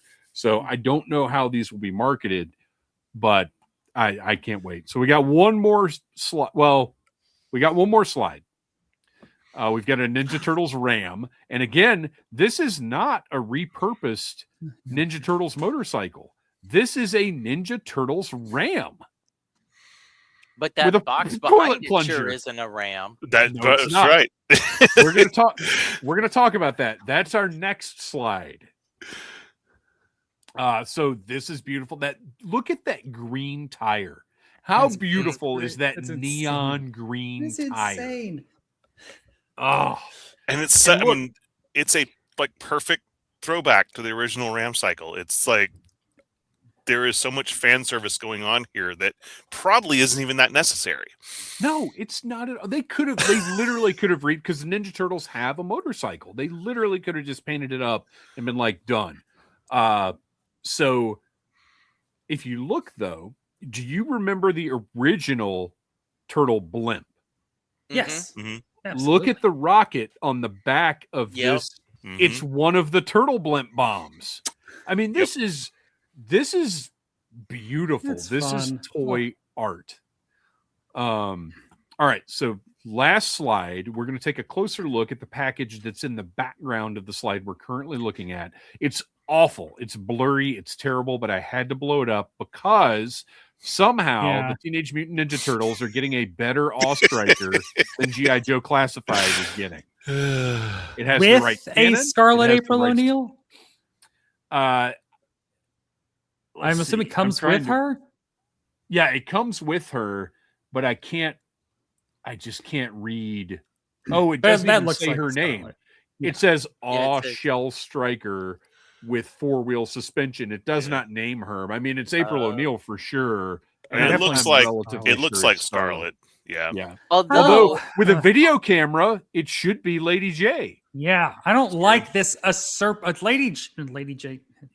Anyway, Well, I think My favorite. Scarlet is definitely going to be a more well-known GI Joe Oh, yeah, character for than Lady sure. J. So, Not fair. marketing-wise, it makes sense. But no, she and Lady J are there's kismet there. They should definitely attitude, be. Yeah, role, hairstyles. So jumpsuits. this is all amazing. I'm all in, unless it's like Loyal Subjects mask prices, in which case I'm not in. But I don't think it will be. the psych, it's actually April O'Neil as Scoop. I would. That would be great. I would love that actually. Oh, and then get Vernon as Hector Ramirez. Oh my Yes. gosh. Yeah. You know what? It wouldn't surprise me a bit if the Turtles beat Hasbro to market with a Hector Ramirez figure. Now the question is, okay. when we have ultimately get our Baxter Stockman as Dr. Mindbender, do we get shirtless Baxter Stockman, or does he wear the white shirtless coat? mutant fly Baxter Stockman, please. Look, here's my question: is whoever's in charge of this line, whoever's running this line, boom, come on. Yes. Genghis Chuckles or Chuckles the Frog or whatever you want to call him. Chuckles It's the right Frog. there. It's right there. They match. They have adventures together. Maybe, you know what? I don't even want a crossover character. I want a 2-pack of Chuckles and Genghis Frog, and they have Yeah. adventures. That Oh, and Chuckles by is the way- Chuckles classified, very expensive. Get him back. You out can just there. release Ace Duck as he is, because he's already dogfight. Yeah. Oh man. So anyway, obviously we're very interested in following this line. This is wild. I just from what I've seen, and as Noel said, Full Force posted it. I don't think this is fake. This all looks legit to me. Can't wait to follow it. Can't wait to review them. But we do have to move on with some more sound offs. Next up, Brett White. What? Oh, You're here, Brett White. Would you like Whoa. Would you like to read your sound off? Yeah, maybe I can. I'm glad I'm here to expand upon. What do y'all see as the future of the classified line once they've covered all of the 82 to 86, 87 era? Since I assume that's considered like the golden age of the Real American Hero line, is there a viable future in just focusing on post 87 characters, or do you think that is the time when Hasbro will go back and finally remake Lady J, give us a good Snake Eyes, a Roadblock, etc. Because I feel like with the release of Mainframe and Sci-Fi, we're like really checking off all those Joes. I mean, so like either is the future, is there an end date fast approaching, or like what happens? I don't think they're operating with an end date. But I think you bring up a really good point of the opportunity now is, well, look, we can go back and do updated versions of characters that really should in a sense be evergreen anyway. Like they're hanging on to Snake Eyes version 2. They're hanging on, Lady J for sure needs I don't care if she was a peg warmer 5 years ago or whatever. You make a good Lady J. Well, multiple versions of her were peg warmers, unfortunately, but I want that Sunbow Lady J. Yeah, but like if you do like a good like modern classified tool, we also need some female figures that are not waifs. Yeah. Even that Pythona, ultimately I'm disappointed in because I want her taller and I want her thicker. Okay. It's a great figure. It doesn't weigh way more. Yeah, right. If it had weighed more, Noel would have kept it. That's right. But in all seriousness, like I want that all of the classified females are so tiny and so spindly. I want better, and then Lady J would be a good start for that. I think updates to characters they've already, because look at how Marvel Legends operates. There's always a better Spider-Man. And look, Spider-Man is just a nude buck that they print stuff on. So the opportunity to update 82 to 87 Joes, there's so much more there than Spider-Man and Punisher and all these other characters that Marvel Legends keeps in rotation and keeps as their anchor characters, like their Darth Vaders or whatever. I think classified, we're looking at it as this whole other thing because, I've said many times that in a way, all of those Real American Hero characters are on level playing ground for me because I love them all. And I want to see them all executed at a certain level. There's certain characters I like more, but overall, I want to see everybody. I want to see them all done. There's really not like a Darth Vader, I've got to have that more than any of the others. Or if I was only going to have one, it would be that. Joe, I think, is in a little different place in that for the most part, the characters are on a more level playing field than they are with a lot of other properties. But I think you do have those 82 to 87 that they're just going to keep. Yep. But I think that. Oh, go ahead, Noel. I was gonna say, we'll have our retro carded ones that they'll release, to do updates. But we'll also we've gotten 2 mainline Fireflies. We've gotten 2 mainline Major Bloods at this point in time. They can tweak these characters that came out a few years ago and make them better, and we've already seen them do that a couple times. Well, we haven't though, because Firefly and Major Blood were both Cobra Island. We've only gotten one mainline of each of those, and Major Blood, still waiting. Well, when I'm saying mainline, I'm talking about like numbered figures, not retro card backs that are a completely separate line. And so let me ask you guys this real quick. Do you think? Oh, go ahead, Kristian. Well, I would say I wasn't necessarily reading this question in.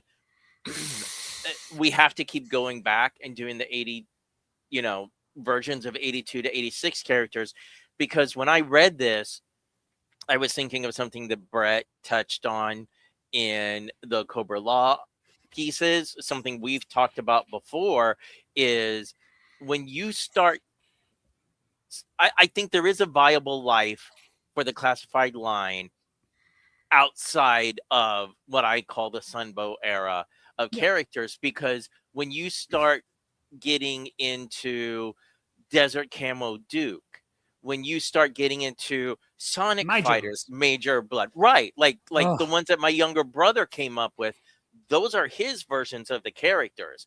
He's getting the Sunbow stuff because that's what, right now, that is the closest to what he had as when he was a kid. But when you start hitting that nostalgia factor of this was my G.I. Joe, like, you mentioned quite a few times in the Cobra-La articles about, getting the Ninja Force Zartan.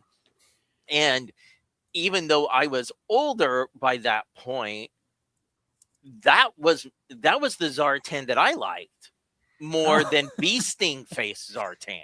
Yeah. So I am more excited because, knock on wood, I feel like I'm finally going to get a Zartan that looks like a Zartan that I want. Not that the current one is bad.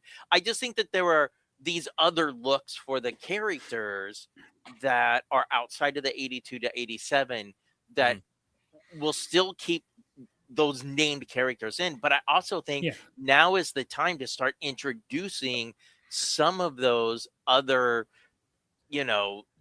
like Eco Warriors, DEA. I want Ambush. I want a classified Right. Ambush so bad. Well, and it's also like Rampart. we have not gotten many 90s characters at all at this point, or designs at this point. It's like very there's sprinkled. which at this point I'm surprised that they're not just sprinkling more in just so that they can spread that out more, because I don't imagine we're going to get to a point where that's going to be the bulk of the line. Right. They'll still be, again, sprinkling in more classic characters along with those when they are releasing them more frequently, which I expect they will do at some point. But yeah. So I did not intend to put this up on the screen. For the listeners, I've just posted the 1985 catalog art on the screen. And it's because Wreckship said something crazy. Kristian, if you could put Wreckship's, not his last comment, but the one prior to that up on the screen. We need a thicker barbecue too. The first one skipped leg day. Wreckship, if you could take a look at this 1985 art, barbecue is like 4 feet tall. He's leaning over. Dude, come on. We need a much, much smaller barbecue. And now they have the mainframe buck to use. And we still don't have an airtight. Although the mainframe is tiny just because of his tunnel rat legs. I feel so bad for Airtight that he's the only character in this group that has not gotten a figure yet. Sorry, I meant to bring up Tom Henry's comment here. Hey, I'd buy Ninja Force Firefly. I love that design. I am right there with you. I'd buy it. I guess I feel very much like Tobias Funke, where I'm like, when it comes to like Deke era, born in the 84, like mid 80s born, I feel like there are dozens of us, because I don't know, we're not as vocal or whatever. So my assumption is like everyone is older and doesn't want these things. And Noel, I'll just say this about Airtight. Don't feel too bad for him, because it does look like barbecue's giving him a pretty good time. Yeah. All right. We gotta keep going. Where were we?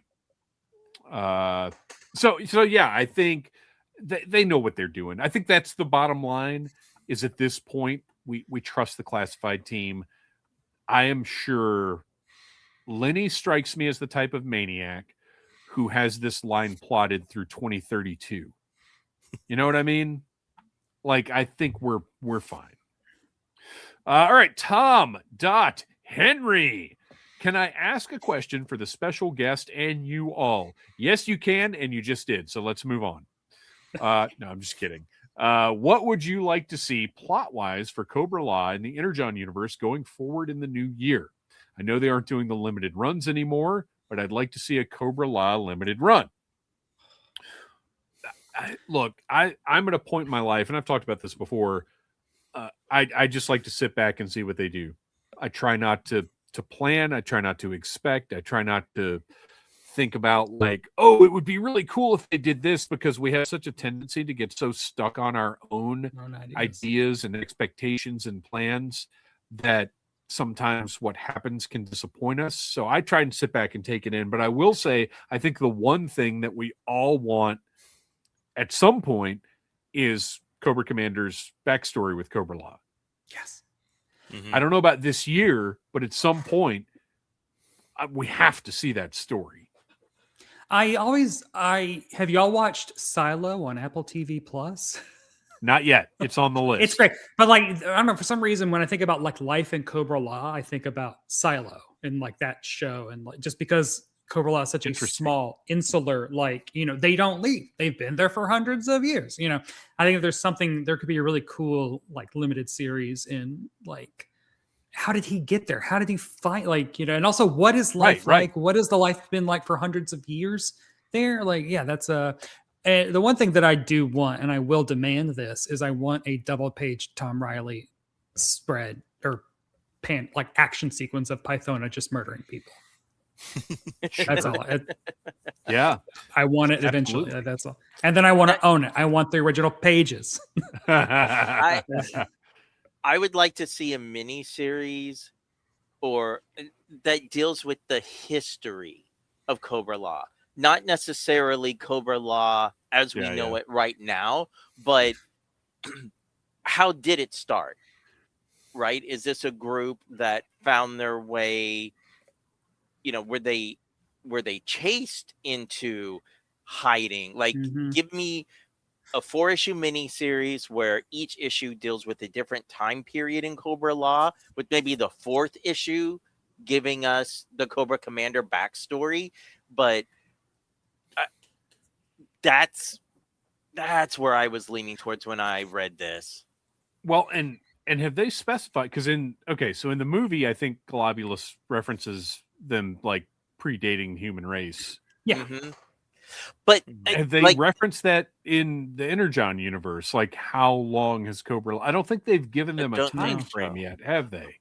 But this question, like when I read it and I was thinking about the history, like even with Globulus, my mind now has all these questions, sort of like, is this a Dr. Doom Latveria situation?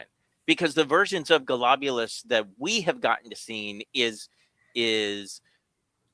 Globulus attacking, but at least in the Energon universe, Cobra-La seems to be a fairly peaceful, amongst itself, a fairly peaceful, successful society. Right. So how does this work? Like, how do the everyday citizens see Globulus if you're not part of the Royal Guard? Like, that sort of stuff I find fascinating, not necessarily anything that ties it into current story dealing with Energon. The other thing that I forgot to mention in the Cobra-La talk is that Josh Williamson told me that in his script for the Cobra Commander Limited series, the character was named Nemesis Protector. So that was not Nemesis Immortal, nor was it Nemesis Enforcer. That was Nemesis Protector, because he was acting as a bodyguard. So that makes me wonder, like, is Nemesis like another branch of Royal Guard? Like, are there multiple Nemesis? Like, that's another thing that I would love to see explored. Wow. I think I've referenced this before. It might have even been probably talking about Cobra-La. I think in my headcanon, until it's proven different, Cobra-La came from another dimension. Ooh. And ended up on Earth. That would make sense.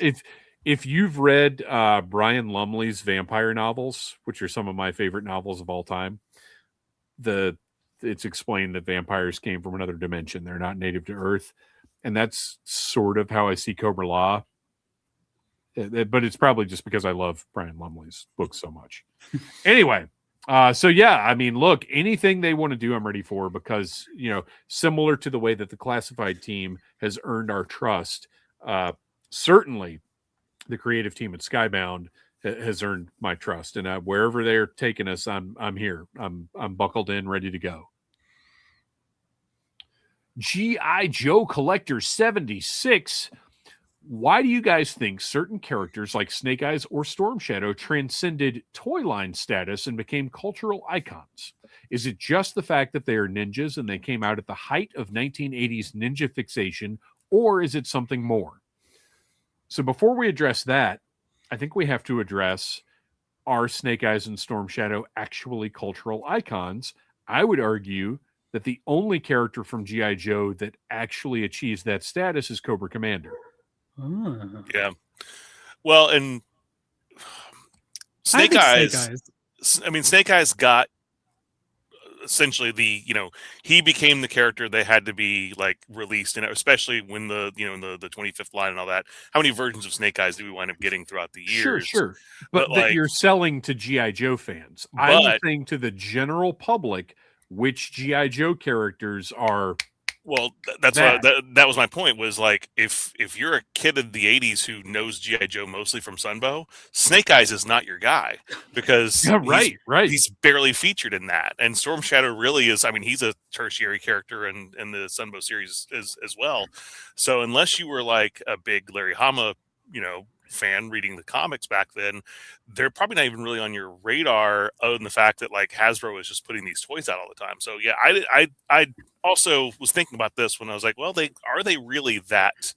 But I think culturally? We're looking at it as G.I. Joe fans. No, that's what I'm saying. But as John Q. Public, if I'm someone who hasn't rewatched the Sunbow series, right? But all of the pop culture media focuses Cobra Commander and Snake Eyes, right? Like Wizard magazine, like articles, it was always Snake Eyes. Toy So Fair. You're saying John Q. Public is reading Wizard magazine? Well, no, no, but I'm just saying, like, people that are sort of pop culture. Experience.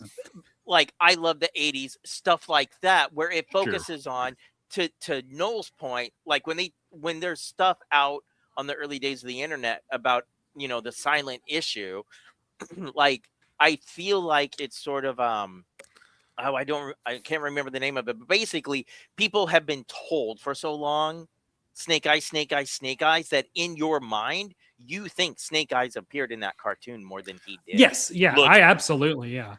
I'd say if Snake Eyes were truly a cultural icon, that movie would have done more than $14 in the theater. Hey, COVID happened. But I will also say, like, even in the other two G.I. Joe movies, Cobra Commander's a whiff in. Like, Snake Eyes is way more prominent in both of those movies than Cobra Commander, which is like Joseph Gordon-Levitt is kind of intentionally like not playing Cobra Commander until like the very end. I can't even tell you who played him in the second one. I would love to do a legitimate survey of just average folks and find this out, because I think memeability, it's Cobra Commander, and I think that's how most people recognize things now. Mm-hmm. As a matter of fact, I would go so far as to say I think the average person would recognize Destro before they would recognize Storm Shadow or Snake Eyes. Oh, I do think I'd say the Baroness. I'd say the Baroness would probably be number 2. I think people know the Baroness just because of. I don't know. I think the guy with the metal head. When you think about like cosplayers, how like every female cosplayer, even if they don't know G.I. Joe, does a Baroness cosplay, and if you go to a comic convention, even as a mainstream like, but again, fan, you're going to the geek pool. Yeah, but that's gotten who read Wizard magazine of people. The Marvel Cinematic Universe has been the biggest pop culture icon of the last 20 years. So we've gotten to the point where that stuff is mainstream. So yeah, people are they're at least going to be on like the ancillary part of their purview, is they're going to see those Baroness. I think everyone knows who the Baroness is at this point. I will argue on the side of, I do think Snake Eyes is the most recognizable. Kind of specifically going back to like growing up like in late 80s, which is kind of a real Snake Eyes like drought in a way. Yeah. He was still, when I was like 4 or 5, my older cousin, I was born in 80, had Storm Shadow and Snake Eyes, and I was so jealous of him just because the figures were so cool. And I think that there is something to those designs that spoke to kids of the 80s, I think that the design of those toys and those characters transcends how little they were in, the Sunbow cartoon. I mean, and that they're just like, is super cool. That is a fact for sure. And I think there's a point here which G.I. Joe Collector makes about the ninja Ninjas, baby. popularity Love of ninjas in the 80s. For sure, that factors into this. But this is, we Well, clearly we all Hasbro have- thinks that Snake Eyes is the most Oh, because they gave for him sure. a movie. Like they sure. love it. yeah. But we also But yeah, we we weren't all going to have- get a Cobra Commander movie because who's going to go see that? we all have slightly different perspectives on this, and I think that's interesting. I would love to find a way to sort of follow up and see if there is a more concrete answer. So there you go. That's the conversation that that evoked. Hope it was satisfying in some way. Silent Interlude has 2 questions, and we're going to let him get away with it, even though we're running way long again. I'm going to tell you right now, we in 2026, we're going long in these first 2 episodes of 2026. I do not want anybody to think this is a new standard that's being set. It's just that we've had great content 2 weeks in a row. Next week, we'll be back to our regular mediocre stuff. I promise you. I'm just kidding. It's all great. Silent Interlude 1. What are the chances we actually see the G.I. Joe Transformers Optimus Prime crossover? What about anything else after that? That's a great question because WTF happened to those? And I mean, I guess the answer is, well, they're on clearance at Ollie's now or whatever. Although my Walmart, the Snellville Walmart, has the Triple T. Yes.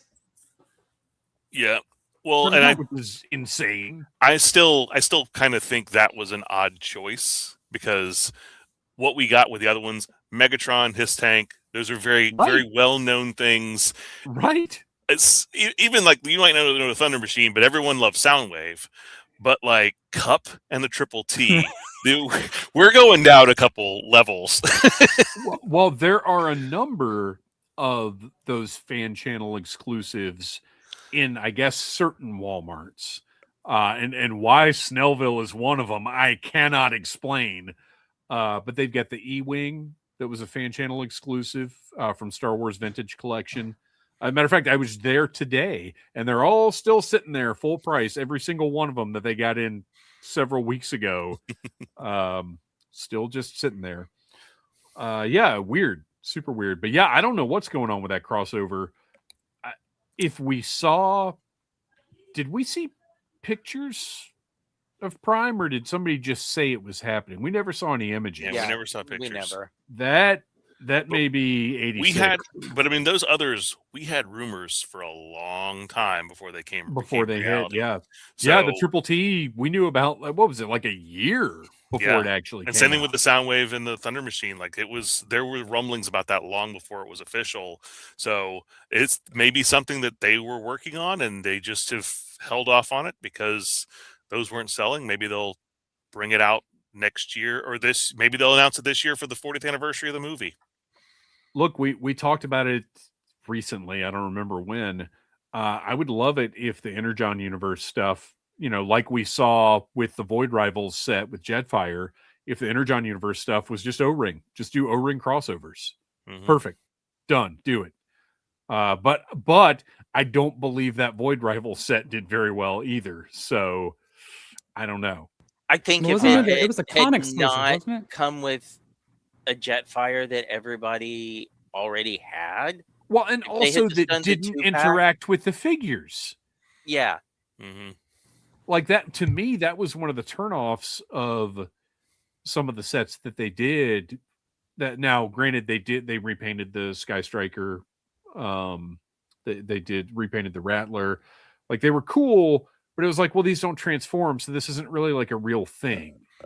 In the same way, if you've got a Transformer that the figures can't interact with, well, it's fake. It's not. This is not a real crossover. This is, whatever.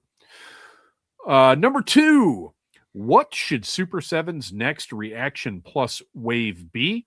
I would like to see Arctic Dr. Mindbender, Nemesis Enforcer, or Immortal. I don't care. Sparks and Ace cartoon version. And I hope they expand the next wave to 6 figures so they can add a Snake Eyes and Cobra Commander. So tune in next week. We'll be addressing this further. Drowning Rabbit. Okay.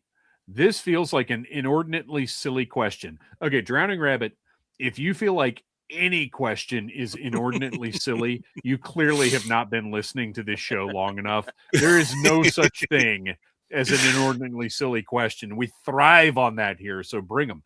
But I am at a loss for the reference you guys make with the very weak Cobra sign-off. I don't remember the cartoon doing a defeated call-out for them. So you are correct. It is not from the cartoon. And I love the fact that You've got to go back to the archives, baby. Right. All the way to the beginning. I love the fact that we've been around for long enough that in-jokes are like lost to time in a way. Like that's an achievement to me. But to clarify this, the reason we do that sound off is the very first thing we ever reviewed was Special Mission Brazil, the audio cassette, in which you can hear, everybody just hold on for a second.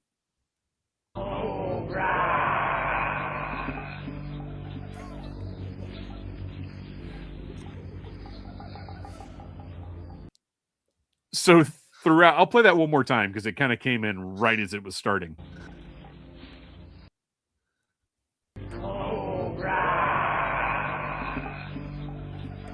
It sounds even sadder the second time you right.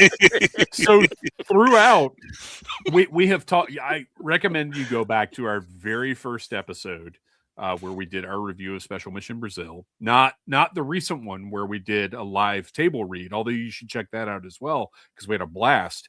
Our very first episode, we reviewed Special Mission Brazil, and throughout that cassette, this unenthusiastic Cobra cry is present, and it happened organically, right? Yeah.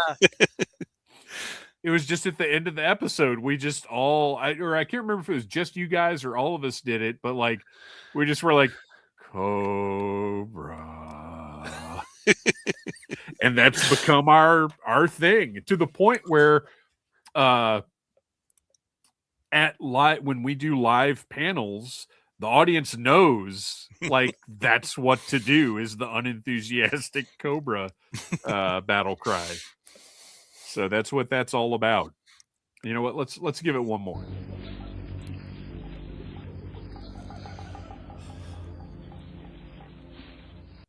Sorry, it doesn't let you restart audio.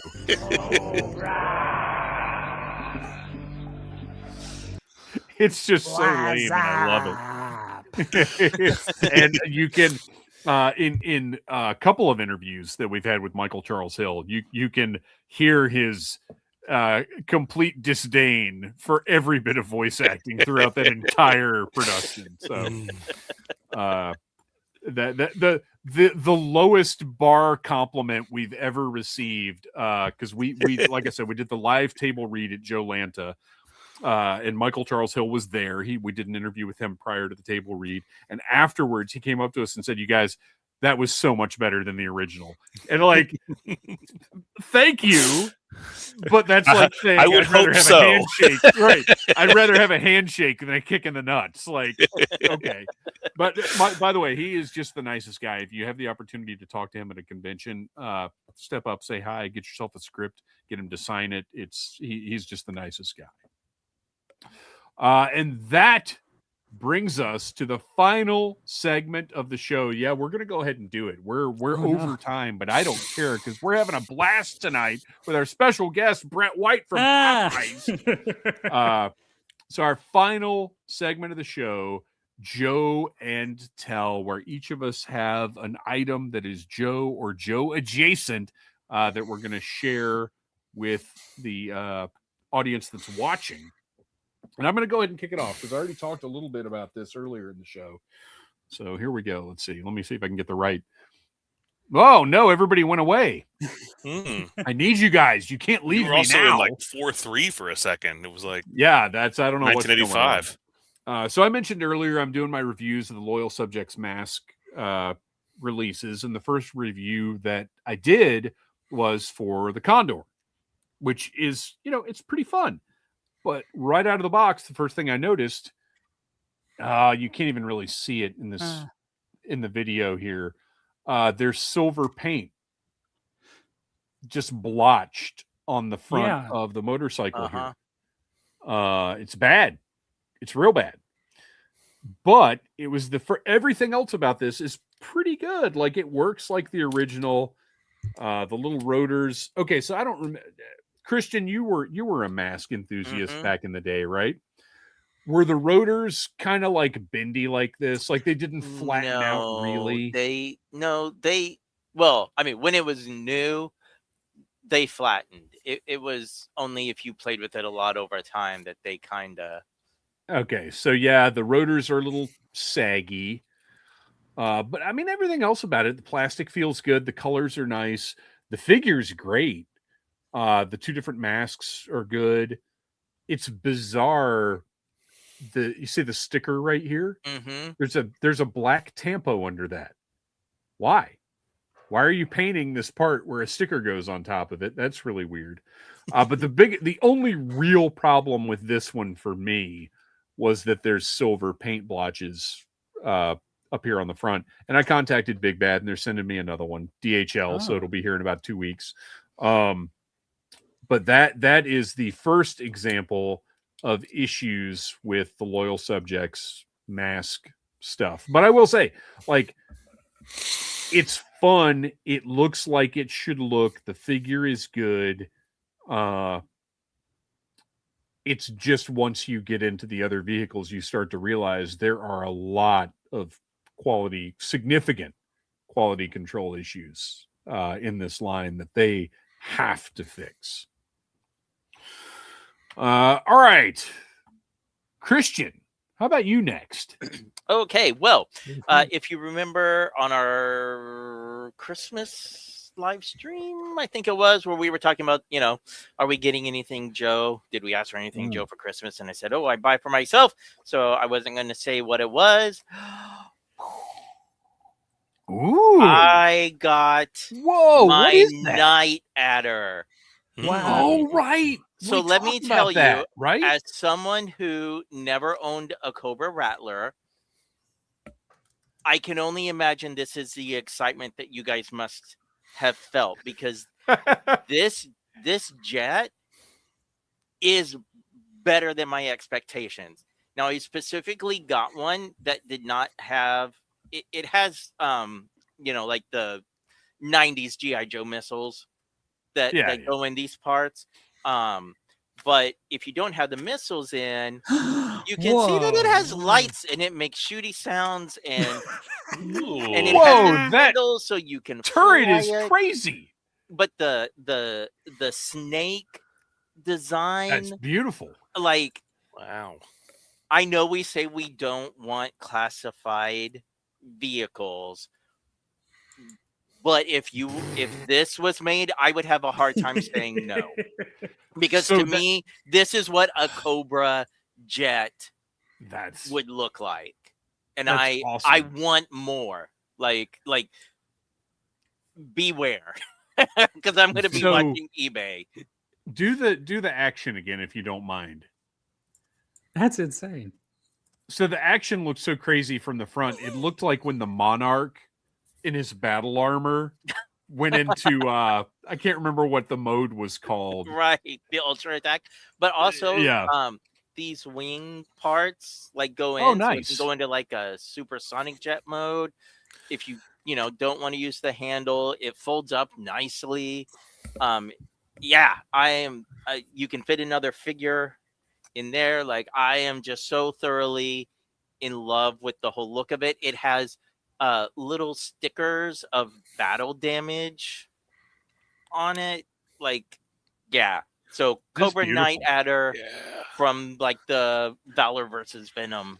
Yeah, like looking back at some of those 2 or 4-ish, right? Yeah, looking back at some of those vehicles, like because I was not paying attention to them at the time, and I just overlooked them because they didn't look like the GI Joe figures from my childhood, of course. Yeah, But I look back at that now, and I got that Hiss V4 that also has that very like similar aesthetic to it, and like looking back at it now, like those are great toys. they're great, and that's they're great toys. That's the Yeah. thing. Yeah. All right. Let's see. You know what? We'll let our guest go last. Noel, Oh, what have you got? So I have mentioned it before, but I picked up our little Oh, Super yeah, 7 yeah. Reaction Plus. Yeah, got our Doc Brown here with his little radio control. The rivets, man. of course, much like the Universal Monsters one, are painted. They are Yeah. spectacularly painted. Oh my god! So he looks great. yeah. So and like the detail on his cuffs here is great. He's got Although his, he almost looks more like Huey Lewis than he does like Michael J. Fox. well, you know what? I don't want accurate face sculpts on this because that's not what these figures are Right. for. And It's not what it would have been. right, No. and I got the 1955 Marty. He's in the other room. But what I have these up on my shelf, and they're with a few other 3 3/4. I've got the Ghostbusters figures there with the Ecto 1, and I was like, I really need a 124. I need a 118 DeLorean to go with these. But I started looking at the ones that are available currently. I wasn't willing to spend the money on them. But when I was getting my stuff ready to ship from Big Bad, and I noticed that the Jada Toys 1/24th scale Hollywood Rides with the light up. Oh, nice. It's only like $25. So I was like, you know what? It's not in scale, but if I just kind of put them like adjacent to one another on the shelf, it's close enough. But this is a great little. I mean, Jada's done some great stuff with these die cast. I wish vehicles. Jada would do 118. Yeah, it'd be great. But yeah, I mean, it's stainless. The stainless steel die cast looks fantastic. It's got the gull wings. It doesn't, this is the first movie vehicle, so it doesn't have like the the convertible wheels and all that stuff. But for $25, this thing is great. Absolutely. So go pick it up if you do see it. I wonder. I don't know what scale Playmobil is, but I wonder if the Playmobil DeLorean. So it's very close. It's not quite 1/18th, but it will accommodate your 1/18th figures apparently, because I was seeing people talk about it. I think on one of the forums I was looking at. But the toy's a little bit. It's not as like vehicle accurate. It's a little bit more like cartoony looking. It looks like a toy. Yeah. Yeah. The diamond ones are the best, but they've been out of production for so long. I'm sure they're expensive as heck. There are some that I saw that are in the $89 range that I thought about picking up, but I was like, do I really need to spend that much on? And yeah. Well, and especially with the possibility, because look, wait. Let me throw this at you. Super 7 has been doing vehicles. They did the Batmobile, but that's like $125. Mm-hmm. Maybe a $90 Diamond Select DeLorean is with electronics is not that bad a deal. Yeah. And it's die-cast. It's metal. It's like metal parts. It's partly metal. That's what I've got. One of these days I may choose, but you know what? I was like, I'm getting ready to ship my pile of loot. I might as well throw one more thing into it. This thing was $25. For $25. It's that's great. Yeah. All right. Last up, special guest Brett White. What have you got for Joe and Tell? Well, I'm sticking with the vehicles theme. If you looked over my shoulder this entire time, this is my final battle at Cobra-La display. But right there in the center is something that. Okay, there's going to be a lot of geez. Oh no, it's going to be chaos. Yeah, there's going to, so this you might recognize as the Stranger Things van that I bought because Dave did a review and I found out that it is Joe compatible. So I've turned it into the Rawhides Raw Ride. I need to, there's Jason Beachhead in the front. And that's a Globulus attacking the, I don't know, sonic laser cannon. Chuckles only rides on the roof, obviously. Of course. Does he also I- throw missiles? He will. What I am angry about is I have decals I'm going to print up because. So let me just show the out. So and Tunnel Rat is hanging out the back because Roadblock is running with Once a Man Cobra Commander trying to get away from Destro and Baroness. Jump in here. So Tunnel Rat's like, come on. So let me just take all. Oh, I should probably. So I wanted to do it in black and red, and then I was like, wait, that's 18. So it is. I try to imagine like it's a military green van, like, and then the Rawhide's got a hold of it, and it's like, what's gonna make Beachhead angriest? They painted the giant German Shepherd on the front of it to match with their mascot order, and then they painted the front like a metallic blue with the orange and pink stripe. Now the decals are where this is really going to shine. Is on this side, it's going to have the Rawhides logo that I made, which is like a graffiti Rawhides in like hot pink, I think. And then on this side is going to be the Beachhead head from his card back on the Rambo body. You know, the shirtless. Oh my gosh. Holding the gun. I've done the mock-up of it, and I'm going to put it on this, so it'll be like, which Beachhead would be like. You can't Rawhides. You can't say this is. You can't go into battle like that. The inside.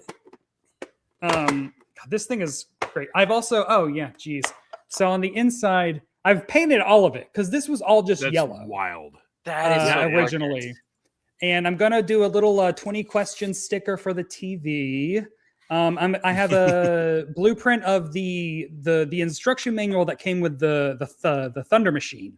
I've printed out like blueprints and I'm going to put on Law's table and along with some photos of Xandar and Zorana. And then I've hot glued 3 additional like Tomahawk seats in there because there was the entire cabin was empty, and so I hot glued 3 more seats in there. So all of them have a seat because Chuckles rides on the roof. And then I also painted the steering wheel and all of that also. So that's my Rawhides Raw Ride, which I'm fantastic, very proud of and will be excited to finally have done because I've been working on this since you did that review. Well, that's exactly the kind of thing I was thinking of when I did that review of like, I know I'm not ever going to have the time or the dedication to do that, but hopefully putting this out there, letting people know that it's Joe compatible. Oh, it's somebody great. will get on this thing, and that's fantastic. Comes apart so easily. Nowhere Man-Child wanted Brett to know that if your stickers are early 90s, they can be decals. Woo! Well, that is all the show we've got for you this week. Brett, tell us one more time where we can find all your hard work. You go to popheist.com, which you can find all of my Cobra-La content, as well as I'm going to be starting up my recaps of Real American Hero. I also have the complete guide to the Energon universe, where I have a huge map of all the 82 Days of Joes and like which ones have appeared where in the Energon universe, because I'm crazy. And you could also go to TeePublic. My username is Brett White, but I should probably change it to Pop Heist, where you can buy all my insane t-shirt designs, including this Ninja Force Scarlet. And then I've also started doing what if 90s colors, but in the 80s. So it's the 85 Flint, but colored like Eco Warriors. And it's the 84 Storm Shadow, but colored like 90 whatever Ninja Force. Same thing with Scar. It's amazing. I'm crazy. It's fantastic. This is what I dissociate to in the evenings while my husband watches Eurovision for the 3rd time. So go to TeePublic, please, and follow me on Instagram at BrevY. And you can go to my drag alter ego, Barb Hardley, where I also do G.I. Joe content, but as a woman. As a mustachioed man dressed up like a woman. Which is, the hunks of G.I. Joe, I count them down. That was what clicked for me was, oh my gosh, drag reviews of G.I. Joe. Let's go. I'm in. I've done a whole, so this is the other thing that I want to, I've done a whole, I bought oh my God, I'm sorry for this taking so long. but I bought Find Your Fate books and I read them Yes. as Barb Hardley in front of a green screen, and I acted them out, and I'm animating the story behind me with toys. And so that's taking a long time, but that will be out Yeah, I at some bet. point. That's amazing. So our music is by Andy Samford of electricminnowmusic.com. Follow us on Instagram at Audible Interlude Podcast. Noel, why don't you tell us a little bit about The Finest? The Finest is an international G.I. Joe costuming club raising money for our charity partner, Canines for Warriors. So you can check out thefinestcc.com or the Finest Recruitment Center on Facebook if you thought about joining up. And Kristian, where can we find that toy photography you do so well? You can find me on Instagram and Blue Sky under the name Legion Cub. You can catch us live again on the Needless Things YouTube channel on January the 19th. Put it on your calendar. And until then, yo, Joe.